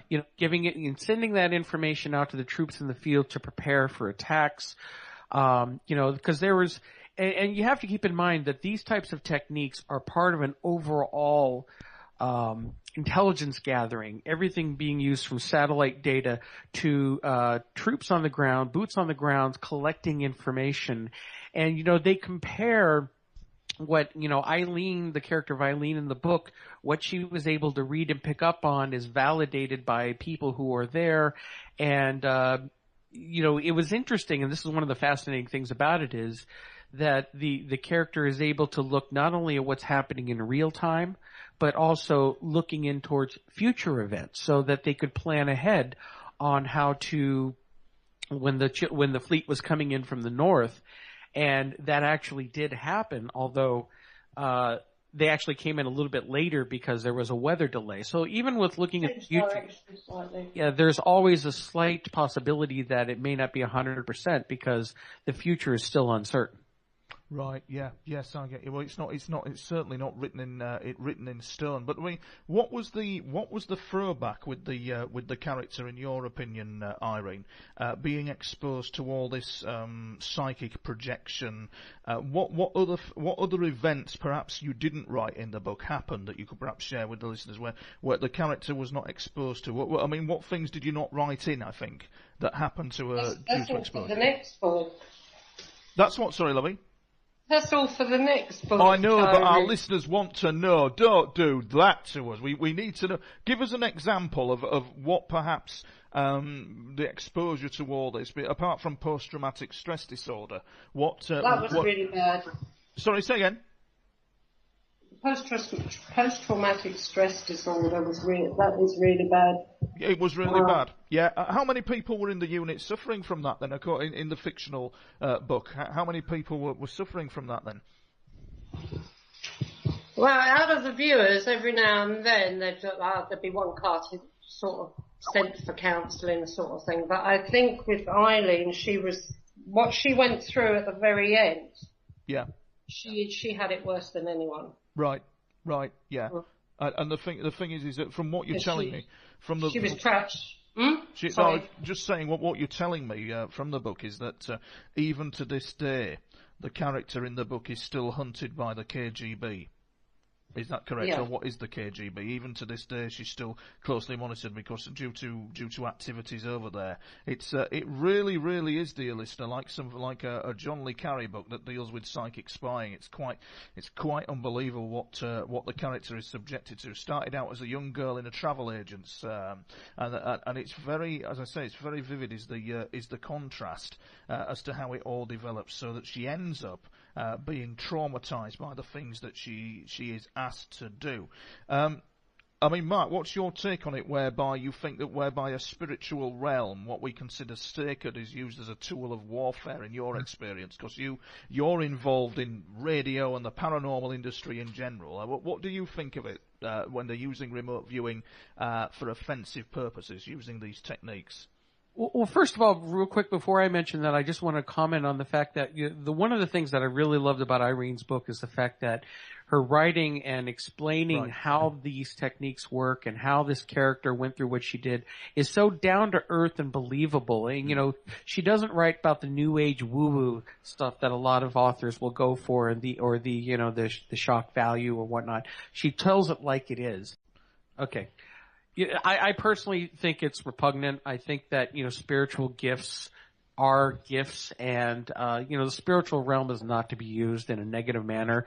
I mean, not just by governments using it to spy on one another or commit assassinations or manipulate people. I mean, there are all aspects of the dark side of the paranormal out there. From people dabbling in black arts to, voodoo to whatever. But at the same time, it's supposed to be used for light, and it's supposed to be used for helping people here. Yeah. That's my personal opinion of it. So yeah, I mean, I'm not a big fan of it. No. If you look at Joseph Matt-Moneagle, and if you look at the guys involved in the Russian side of things as well during this, they had major spiritual awakenings. I think Skip Atwater, who was in charge of something called Project Gondola Wish, which was used for, I think, offensive psychic operations, he had a massive spiritual awakening from all this. And of course, the Russians developed something called New Cosmology from all this. Yet, Irene, we don't see this in the book. Certainly, if you've got any gifts, it does enhance them. Yeah. It really does enhance any gifts you've got. But what I'm saying is, in your book, you don't see anybody from let's say your section of MI6 or whatever in the fictional. You don't see them having these spiritual awakenings like the Americans and Russians did. It's all kind of dirty, nasty pressure all the way. You really feel it. You really feel the pressure coming off the page at you. It's I feel for the character, I really do, and what they were subjected to, because it's that mindset that people are not prepared for. I certainly wasn't when it all happened to me. And interestingly enough, just for the listeners' interest, there's actually a full version of the Kama Sutra in the book, isn't there, Irene? There's some real. It is a bit naughty in places. It is, isn't it? It is a bit naughty in places, but I think what it shows once again is the love between two people set against the backdrop of immense pressure and one person not knowing what the other person is doing. Because it's interesting that she was recruited as a young girl working in a travel agency, and then the story actually escalates from there. Nick Redfern actually give you a tremendous, a real good write-up with it. He enjoyed it very much. Did research on Nick Redfern, and he put it on his blog yesterday. Yeah. This is I'm all excited about. Thank you, Nick. Yeah, exactly. Is it true to say then that what really kind of like floated your boat when you were writing it? Then what were you really passionate about when you were writing it? What was the bit that you really enjoyed writing? No, actually, it wasn't so much about enjoying writing it. It went the opposite way with me in a lot of ways. I became down, depressed. Really? It brought back a lot of memory. What is interesting to note is that coming towards the end of the book, the character is still involved in a special unit that deals with bizarre national security issues that may come up. Is that still ongoing then? That, according to your sources, is that still happening? Yeah. Yeah, it's still going on. What kind of things do they have to deal with? And don't say you can't tell because I'll slap you. I don't care what anyone says. In every country, yes, right. What with the Asians and one thing or another into remote viewing now, every country has their remote viewers. They are picking it up. They are improving on it. They've got to keep on top of every other country. Yeah. Well, so they can deny it as much as they like. They've got remote viewers. Right, yeah. Well, I mean, where do you think the American projects went then? I mean, what we've got on the internet at the moment is this nice, fluffy thing that the public see regarding the drawing of targets by subliminal technique, and it's all very nice, and loads of documents declassified about that. But where do you think it's all gone? Because, my God, it's gone somewhere, I think. It's gone a lot deeper than what they're actually saying on the net. Where do you think it's gone, Irene? I've got no idea. I don't keep in with the American side of it. No, but in Britain, I for know example, they had some brilliant remote viewers out there. Yeah. Absolutely brilliant. And they are. I'm sure they're still working, a lot of them. Right. Speaking from the American side, being over here, I'm going to tell you, the one thing that the American government has been very good at is poo-pooing anything that has to do with psychic development. They've always come out and say, "Oh yeah, we've experimented with it. It didn't work," and our media is all too happy to go along with it. If you talk to the normal everyday person out here, they think psychic abilities are bunk. That it's not true, that it's charlatans and people trying to pull one over on an unsuspecting public. So it's the perfect cover. They're doing it, they know it exists, but yet they go right along with what the media, and the media I personally think is in their back pockets, to downplay those types of abilities here so that the general public not only doesn't believe it, they don't even want to look into it. If they hear anything, they laugh it off. It's a perfect cover. Yeah, it is. It's an absolute perfect cover. I agree. There is a wall of secrecy around it because it's gone far deeper than what they're letting on, coupled with the fact that there are very dark esoteric forces out there, very dark, that are also probably using this for wrongful ends. Well, for the listeners' interest, what was interesting was the as I said earlier, it's called Project Blue Star, or rather should I say the Blue Star? It's codename Blue. What is it? Project Blue Star, Irene? Project Codename Blue Star. Codename Blue Star, that's it. And oddly enough, the Russians, there's a site on the internet that indicated that the recent arrests of the Russian spy ring a few years back were to do with the fact that they were all psychics under the name the Blue Star Group, which is very interesting considering that the character in the book, Matthew, is Russian. I find that just fascinating. I don't know whether that's a coincidence or not. And before we went to air, Irene's doggies were going off. One wonders, it's a strange world is all this. As a matter of interest, Irene, did the remote viewing team have a monitor like the Americans did, describing and directing and trying to, gain better information? Sometimes, yeah. Sometimes, yeah. Either Caroline in the book monitored, or it was Matthew himself that monitored. Yeah. But then, as the book progressed, and the Eileen and Matthew became a separate team to the rest of them. Right. They were more elite viewers sort of thing. They worked on their own. I get you. I get Except you. through the Falklands, then Caroline would monitor one, and what was the name of the other character I had? Mark? Caroline and Sandra. Sandra would monitor the other. Just out of interest, then, was there a lot of problems with front end loading and projection from the monitor of what they thought the target might be? There wasn't. That's interesting. So you weren't actually picking anything up from the monitor. No front loading at all. Nothing. Oh, that's interesting because the Americans had a hell of a job on with all that, with telepathic overlay and front end load and all that kind of thing. It didn't happen with you guys though in the fictional. No, absolutely amazing. It really is fascinating. It really is. There's a paragraph in the book where which I find disturbing, actually, where the fictional character that you're written about is tasked to kill someone, and I found that all very disturbing. That you were a young girl in a travel agency that is recruited, the character in the book, and it goes through all this, and the pressure is built up to the point where she's gonna kill somebody. Is he a KGB man? Is that correct? Which one? I think she kills a couple in the book. It's the bit where we're in where they've got the false documents and Is it the one where she forces him into the road in front of a lorry? Yeah, it's the one where he crosses the road near a lamppost. Mm. Yeah, the idea was for him to be killed in the first place, but she didn't know. Yeah, the character in the book didn't know that. She thought she was out there to kind of read his mind sort of thing. Yes, And, that's right. The real task was to kill him. Yeah, that's right, and it goes through vivid detail as to what the character in the book, Eileen, is going through. And I'd just like to read a paragraph where this happened. It just makes an interesting read.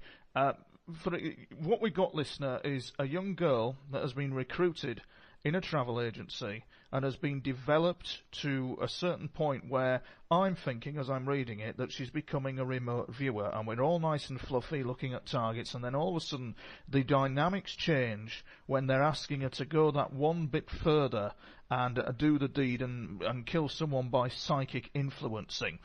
Commonly the Americans referred to it as 8 ability. Did you just refer, does the character and your sources, did they refer to that as just remote influencing or psychic influencing? There was no fancy code name to it or anything like that? No. Fancy code name. No, it was just plain and simple. Yeah. So let me just read this this bit here that is interesting. You're by a lamppost, you're in a street, you've gone through all this, and what is interesting is you're a young girl, the character has been a young girl who's been developed through all this process, to which the world knows nothing about all this. Britain, this is the first time I've seen anything about Britain's involvement in all this, which makes it equally interesting. And people you have trusted throughout the book, your character has trusted, are now telling you to do this. Here's a little paragraph. As I spoke, I noticed a change come over his face, and his next words shocked me to the core. Take him out, Eileen, he whispered fiercely. Do it now. What? That's not my instructions. I'm telling you, take him out. If you don't, then I have instructions to do it myself, and then we will both be in serious trouble. Now do it now before it's too late. He grabbed my arm and shook me. There's a Russian wording there, not sure. God damn it, do it, he cried out. I was shaking as I focused on the man as he stood next to the busy road. A large, heavy lorry was approaching, and I forced his mind with all my will. His face seemed to go blank for the briefest moment before he walked straight out in front of the lorry without looking. The screech of brakes shrilled through my ears, and I thought my head would explode. I had a sickening thud as the lorry hit him squarely, sending him flying several feet forward to land on the hard asphalt. I closed my eyes and screwed up my face with the pain of it. Come, let us get closer, said Piter. People had ran out in the road to see if there was anything they could do, as Piter pushed his way through the crowd with me in close pursuit. We reached the man to find him unconscious, blood running from cuts to his face. He was still breathing, but only just. Piter turned and whispered in my ear, "Stop his heart!" I didn't know what else to do. A crowd had gathered around the injured man, and I could hear the sirens in the distance getting closer. The window of opportunity was closing quickly, and I felt Piter's anxiety heighten with each passing section. We were being told again. I focused on the part of the man's brain that controls the electrical impulses sent to the heart, and stopped them cold. He took one final breath, and then was still. Unbelievable. Absolutely unbelievable. And that for me is the kind of the mindset, an insight into the mindset that actually goes on with this, which, as a matter of interest, Mark, if I could just bring you in, do you think that people who do this are psychopaths? No, not at all. I think true psychopaths would have an issue with being able to develop their psychic abilities to this part, because to this level, I think there's something within their brains that is not in tune. They're very cold, emotionless, where these people that were recruited into these programs were brought in because they did show the abilities of having these psychic abilities. And, you know, most of these people who have psychic abilities are very empathic. They're very emotional. They tune into other emotions, where a psychopath is totally devoid of emotion. At least in terms of having empathy for other people. And that's why I think in the terms of the character Eileen coming in, being groomed, being shown, oh, you're just going to be reading and taking these, you know, looking at these situations and gathering information and intelligence, but they build her up over time to get her to the point where then suddenly she's thrust into having to kill somebody. And not being prepared for it, but not having a choice. How do you feel about that, Irene, reading that back to you? I was a little bit fast on my reading there, but it'll do the job. There's room for improvement on it, but how do you feel about it when you hear that? What do you feel goes through your mind? You read it very well, actually, to tell you the truth. Sorry. It kind of shook me up. Yeah. It's difficult. Yeah. It's kind of brings everything back emotionally and. Yes. Does the person concerned? What is the aftermath of it for them? Do they have to live with this? Obviously. What is the what do they go anger. Through? Anger. Total anger. Yeah. Afterwards, because she'd been duped by them. She'd been used. Yes. She felt used. She was really angry. Yeah. She was really, really angry about that. Yeah. And she felt betrayed. Everything just went, and even when I was writing it was all there. All that betrayal, everything was there. Yeah, it wasn't a very pleasant situation to deal with, and to me, it's as if exploitation was that. As a matter of interest, did the source tell you how much they were paid as a matter of interest for this work? Or what? Because I get the impression that the person being written about isn't working for MI6 as like in the context of George Smiley would be, but has been recruited as an asset. Is the source an asset, or is she an actual agent? There's a difference, isn't there? Yeah, there is a difference. She was an agent at the time. She was an agent, yeah. That's very. Now she's more an asset. Yeah. That's very interesting. I'm interested to know, in view of all this remote viewing that the source was actually doing, the character in the book Eileen, what kind of dreams and other associated things did she suffer from? Because there was obviously some sort of throwback and perhaps no consideration for the mental impact that this would have on you. And surely the management who were in charge of you would have realised that there would have been a mental impact affecting performance. Did they have no idea whatsoever how to deal with that then? Sorry, who had no idea? To you, Irene, exposing you to this, or exposing the character, should I say, who's been written about in the book. Did they have any idea at all of the mental impact that would just knock them out? No, she kept it quiet. She kept a hell of a lot of it quiet, and she only spoke about it to the people she felt she could trust. But she had this. She just didn't want to go into counselling. I get you, but if she was traumatised by the events that they've done, how did that infect the intelligence product? Because the Russians had quality control systems that I understand were second to none, and the Americans did. But with the UK, how did that data affect? With this particular character, she had to put everything aside. Whatever happened to her, she'd put to one side and just carry on. Yeah. Even whether it was dreams or lack of sleep, whatever it was, she would still carry on. But saying she still carried on. But what I'm saying is, how was the accuracy of the data affected under this regime of pushing and putting the pressure on you all and the characters in the book? How did that affect the gathered information? Was there a demise in the quality of delivery? No, I don't think. No, there wasn't. No. That's very interesting. No, I'm just intrigued. That was all. The thing that fascinated me in the book is the section to do. Go on, sorry, Ian, go ahead. You can't be 100% right all the time. Yeah. Obviously. Right. But no, it never really affected it. Right, I get you. That's very interesting. That is very interesting. There's an also very interesting chapter in the book, or paragraph should as well, a whole thing that fascinated me with the Falklands and the remote viewing that the unit did regarding the Falklands. I've not seen this before anyway. I found it absolutely fascinating.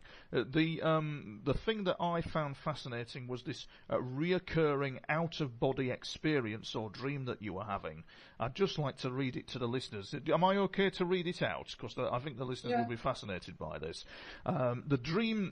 the character is having a recurring dream all the time of a ship flying the Argentinian flag, suddenly exploding in a giant fireball of smoke and flame, and there were bodies everywhere floating in the water.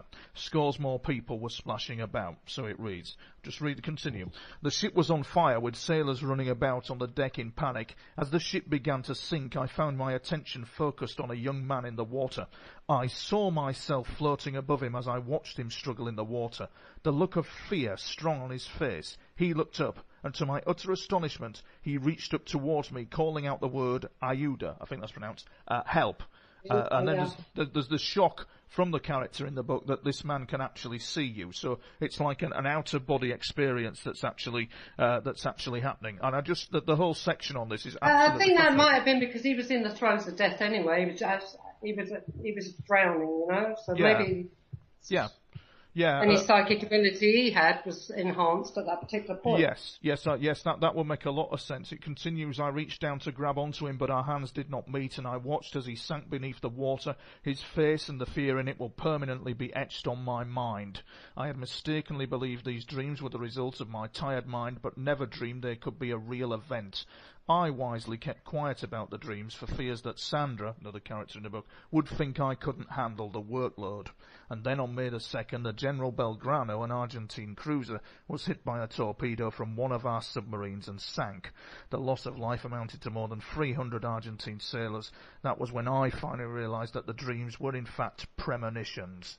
What is interesting with that is the sentence, his face, it will be permanently etched on my mind. What else was permanently etched on the people who were involved in this unit? What else is permanently etched on their minds is my question, Irene, to you. I don't know. I can't tell you what was etched on their minds. Do you reckon?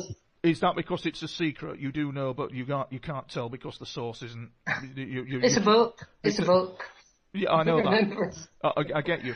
What I'm saying is, what I'm interested to know, what is permanently etched on the character's mind. Is there anything else beyond all this? Is what I'm interested to know that will be etched on her mind for life. Is she traumatised for life after all this?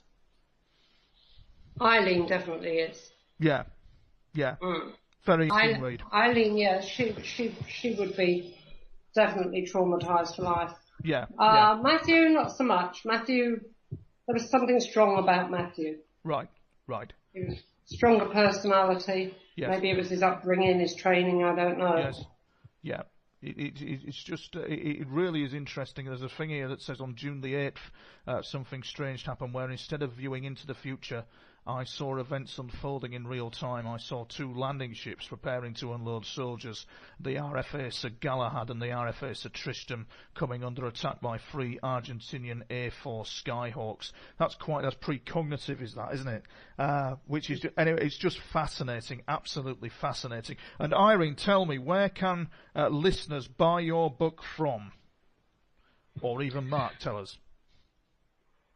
Well, the book is available right now on Amazon, Amazon UK and Amazon.com here in the States. It's also available in a Kindle version. Yeah. And should also soon be available in bookstores. Absolutely excellent stuff. It is an excellent read. Glen and Ty. Sorry, say again. And Glen and Ty. It's available on our publisher's website, theglenatty.com. Right, that's absolutely fantastic. It's these are what I've picked out, dear listener, are elements that were etched on my mind after reading it, and the mindset involved in getting involved in all this is absolutely unbelievable. If anybody, I always think, dear listener, of the Bourne trilogy, and I think it's the Bourne Ultimatum. It's the third one where they go after the journalist on Waterloo Station, and the mindset and mentality behind going after that individual is just frightening, and it gives an insight, does this book, into all that in a way never seen before. It's the first time ever I've seen anything come out from the camp of British intelligence regarding remote viewing. The last time I was reading that information was in the 1600s and before in the 1500s against the Catholic Church, so it's been fascinating. Irene and Mark, thank you for coming on the Tony Topping Show. It's been a blast, and thank you. And I'm off to the Lamb and Flag for a pint. Are you coming with us? Okay. Thank you, Tony. All right. So catch you later, guys. This is the Tony Topping Show.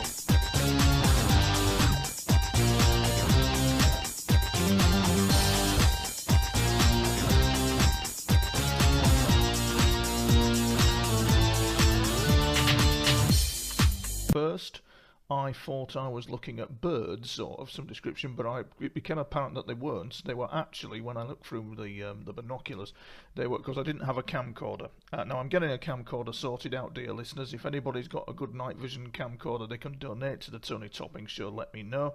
But we had this strange going on of these diamond lights coming in over the sky, only a few hundred feet above me, 2 of them, and at speed. Well, what they did, they came in slowly and then accelerated to a tremendous speed and then formed into 3 pyramid-type shapes. It was as if it had transmorphed itself into something else and was joined by a 3rd diamond-shape object, making it 3 in total, but it was all one craft, and it disappeared into the clouds.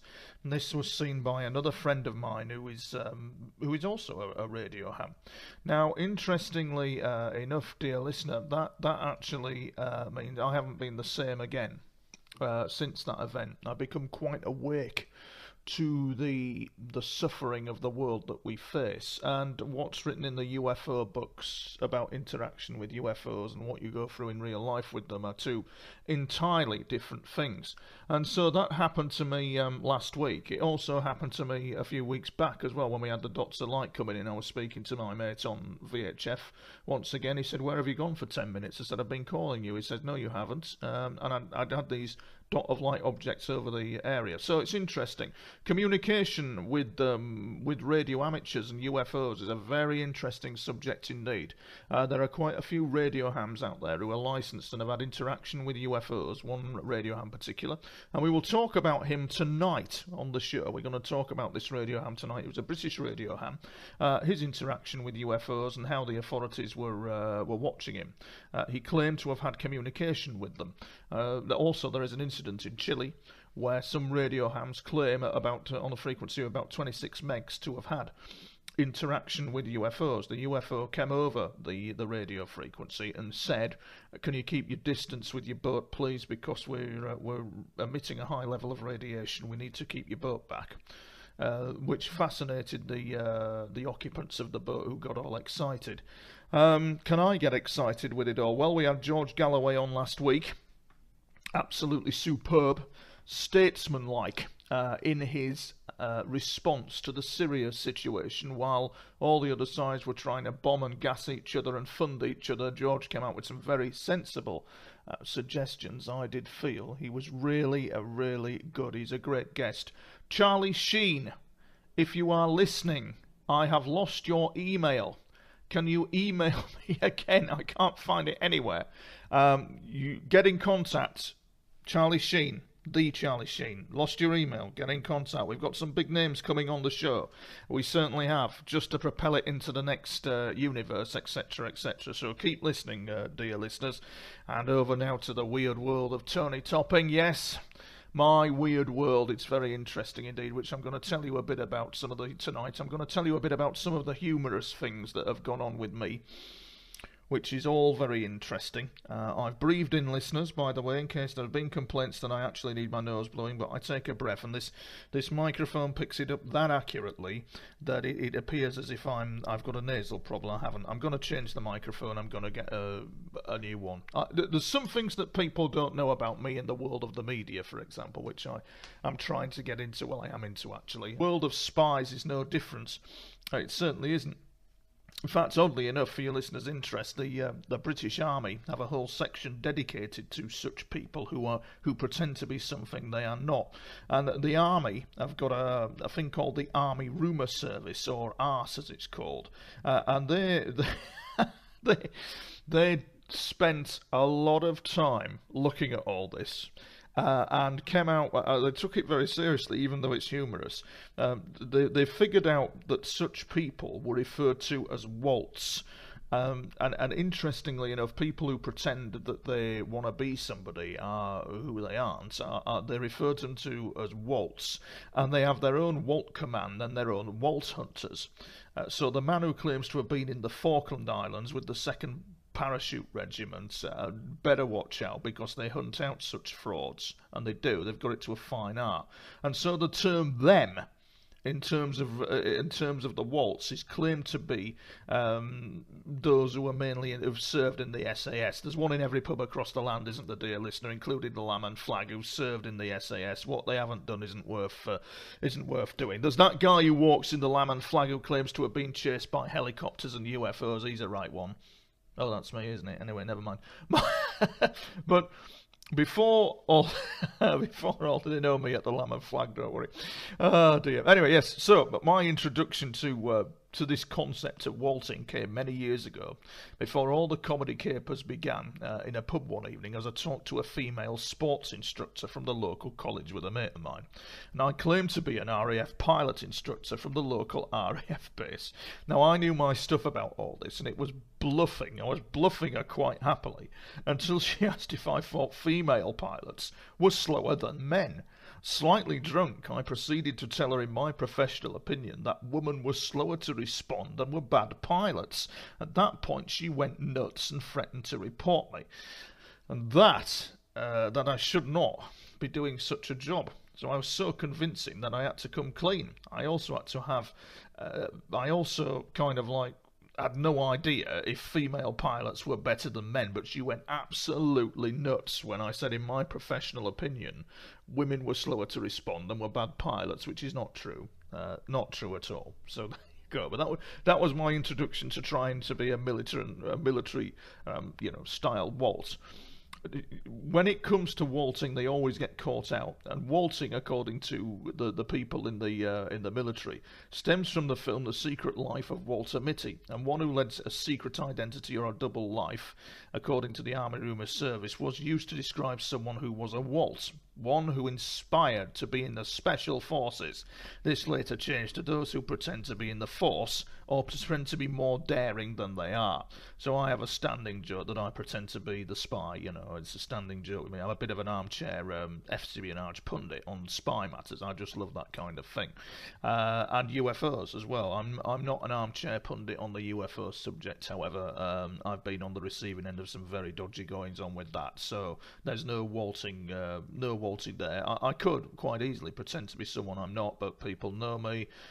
People know what they see is what they get, and that's it. But I've had some hilarious incidents with people claiming to be spy waltz, claiming to be spies, claiming to be this, claiming to be that, because of the nature of what I do. I'm known, so I come across these people, and my mate does as well. We're going to interview him on the programme. I suppose I'm quite well known now. I never thought I'd eventually get there, but it hasn't been. In the early days, all sorts happened to me. I was mistaken when I was little.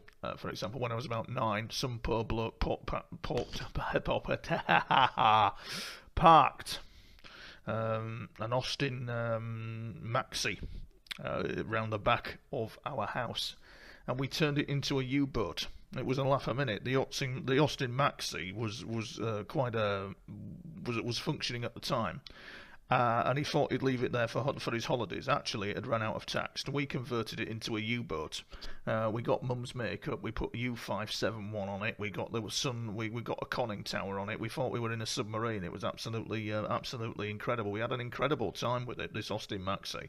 And the poor chap returned thinking that he'd got his car intact. Unfortunately, some local idiots burnt it to the ground. He was very, very disappointed, but he couldn't believe it, because before it was burnt to the ground, he discovered that we'd turned it into a ruddy U-boat with stickers on it and all that kind of thing. And it became our submarine. We had the cardboard conning tower. We wrote U597 on it with a with a pen. It was unbelievable, absolutely unbelievable. My life has never been as it appears, dear listener.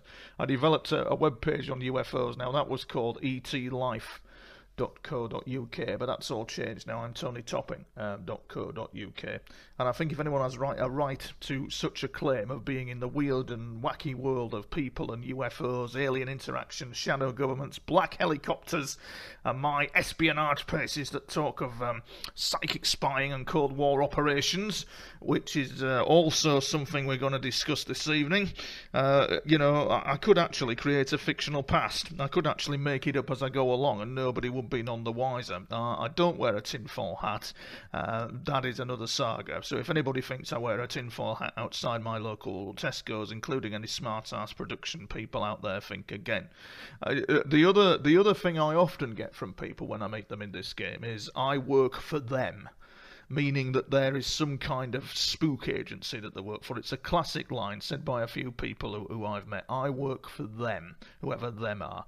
And the other belters are the anonymous emails that I receive from so-called secret government insiders and secret agents who talk to me about declassifying UFOs and then refer to their management as him upstairs says, him upstairs has information, him upstairs, not being in control of the classified information, expect more, etc. And nothing happened. And they're all at it, really. There's the guy who seriously thinks that Obama travelled to Mars in 1980. Then there are those in the UFO field who have got it down to a fine art of saying everything and not saying anything. That's a very fine art. A very fine art indeed, dear listener, of saying everything and yet not saying anything. It's a very fine art, leaving you scratching your head as to what's happened to you if you've had interaction with UFOs, etc., etc. Not good, really, not good. But it's an art, a definite art. If you listen carefully, there's been a number of people that I've listened to who I think were going to be good people to listen to, but say nothing, but yet have said everything. It's quite bizarre. And it's abound, I think, is the UFO world, with people who worked at Area 51 as well. That's another popular one, or recovered the downed saucer. Yet when you check them out, they're a security guard. You know, I worked at Area 51, I did this, I did that, but they're a security guard. And I think the world of This is not a drill. I repeat, this is not a drill. Do not be afraid. We are now in control of what you hear. 1, 2, 3, testing. A journey to the far reaches of knowledge and the unknown. I can't believe I just saw that. From aliens to angels, conspiracies to cover-ups. One soul and preeminent power. From extraterrestrials to exposing the truth. I'll try to explain as much as I can. You're listening to Planet X. You're listening to Planet X. Planet X.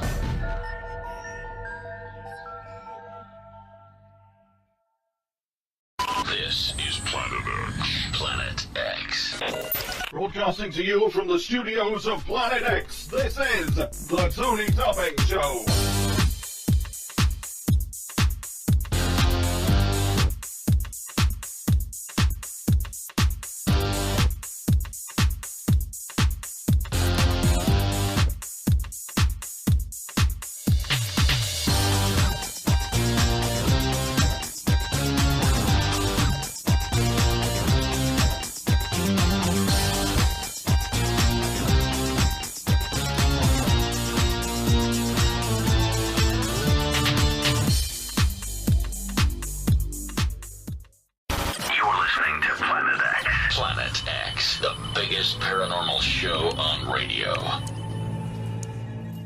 It's the Tony Topping Show. It's 8 p.m. We're back. We're here. Hello, good evening, and welcome. What a week it's been for me. It really has been quite a week. Last week, dear listeners, I'm in a different location now, just in a different area, and so we're getting a bit of reverb, but I hope you don't mind. I had a strange incident last week that I was sharing with my friends on Facebook and Twitter regarding a UFO that came in over the house. Now, they've been coming in over the house for a number of years. I've got used to them, and it's like watching something like wildlife on one, because a lot of listeners will be familiar with dots of light, the little dots of light that keep flying around. Well, they'd been flying around for quite a while, and it's not because they'd come to observe me, it's not because they'd come to make me an alien light worker being, these dots of light, it's not because I'm an ambassador to the aliens or anything like that. These dots of light are under intelligent control by somebody, and they were waiting. They come to observe what I'm waiting for. They come to observe, and sure enough, it turned up when they weren't there. And what turned up was quite spectacular, because a friend of mine is a radio ham. I'm a radio ham. There's another radio ham in the town. Actually, Art Bell and George Norrie are all radio hams. And we were on a VHF 2-meter frequency for your interest, which was, I won't give the frequency what it was, but it was in the 2-meter band. All of a sudden, I couldn't hear my friend couldn't hear me, And this had never happened before in all the years that I've seen them. Now, a few years back at my old place of work, around about 3 in the ruddy morning, there was this almighty flash, and this boomerang-shaped UFO came right over the top of me, only a few hundred feet above me, going like something out of a science fiction movie. But it was very graceful and elegant. The flight of these craft have a grace about them. They glide rather than fly. I think our aircraft will fly with turbulence, but these things just glide. But this configuration, and I'd never seen before, which was 2 diamond-shaped lights flying at speed. And my mate, Confessions of a London Gigolo, he's absolutely unbelievable. He moves in certain circles. He slept with a very famous actress who we cannot go into details about. We certainly can't, but he extraordinary. He's an extraordinary guy. We're going to have him on the show. He's my best mate, one of my best mates actually, because I've got a number of friends. A couple of them treat me like brothers, which is a real good thing. It really is. There are all kinds of reports of people pretending to be secret agents. I always refer to John Le Carre when he says the lives of those involved in the subject of counter-terrorism are high-stressed, high-pressure environments, which they are, and the stakes are very high on that.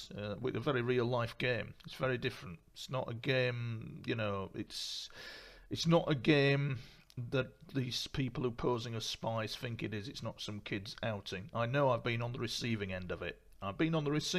Whether people like that or not. One listener last week said he was sick of my lies, this, that and the other. Well, tough, matey. I say what I think.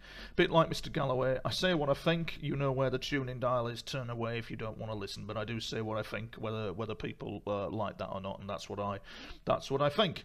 And I've appeared for the BBC, Channel 4, and it's all very interesting. I'm a bit of an international man of mystery.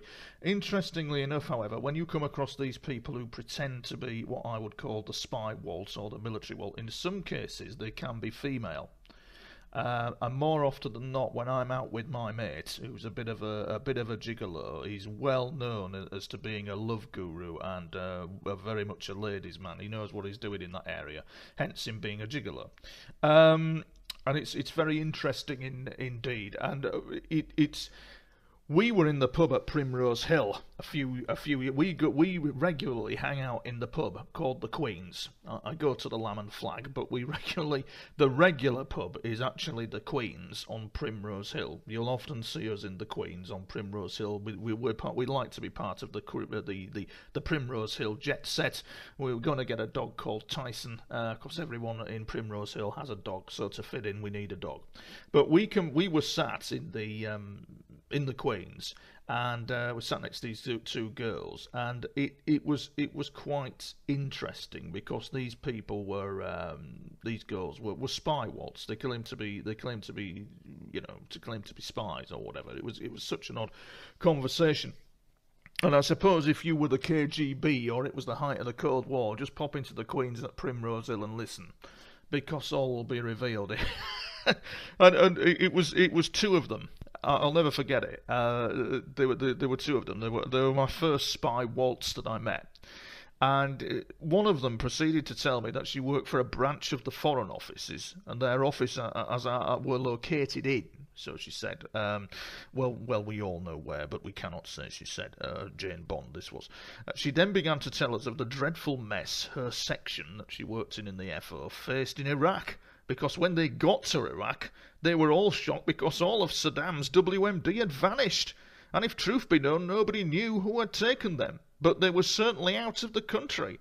She suspected a terror cell in Germany, but was not sure.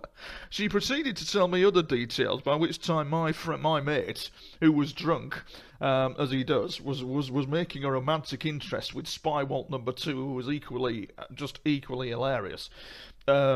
She was fascinating.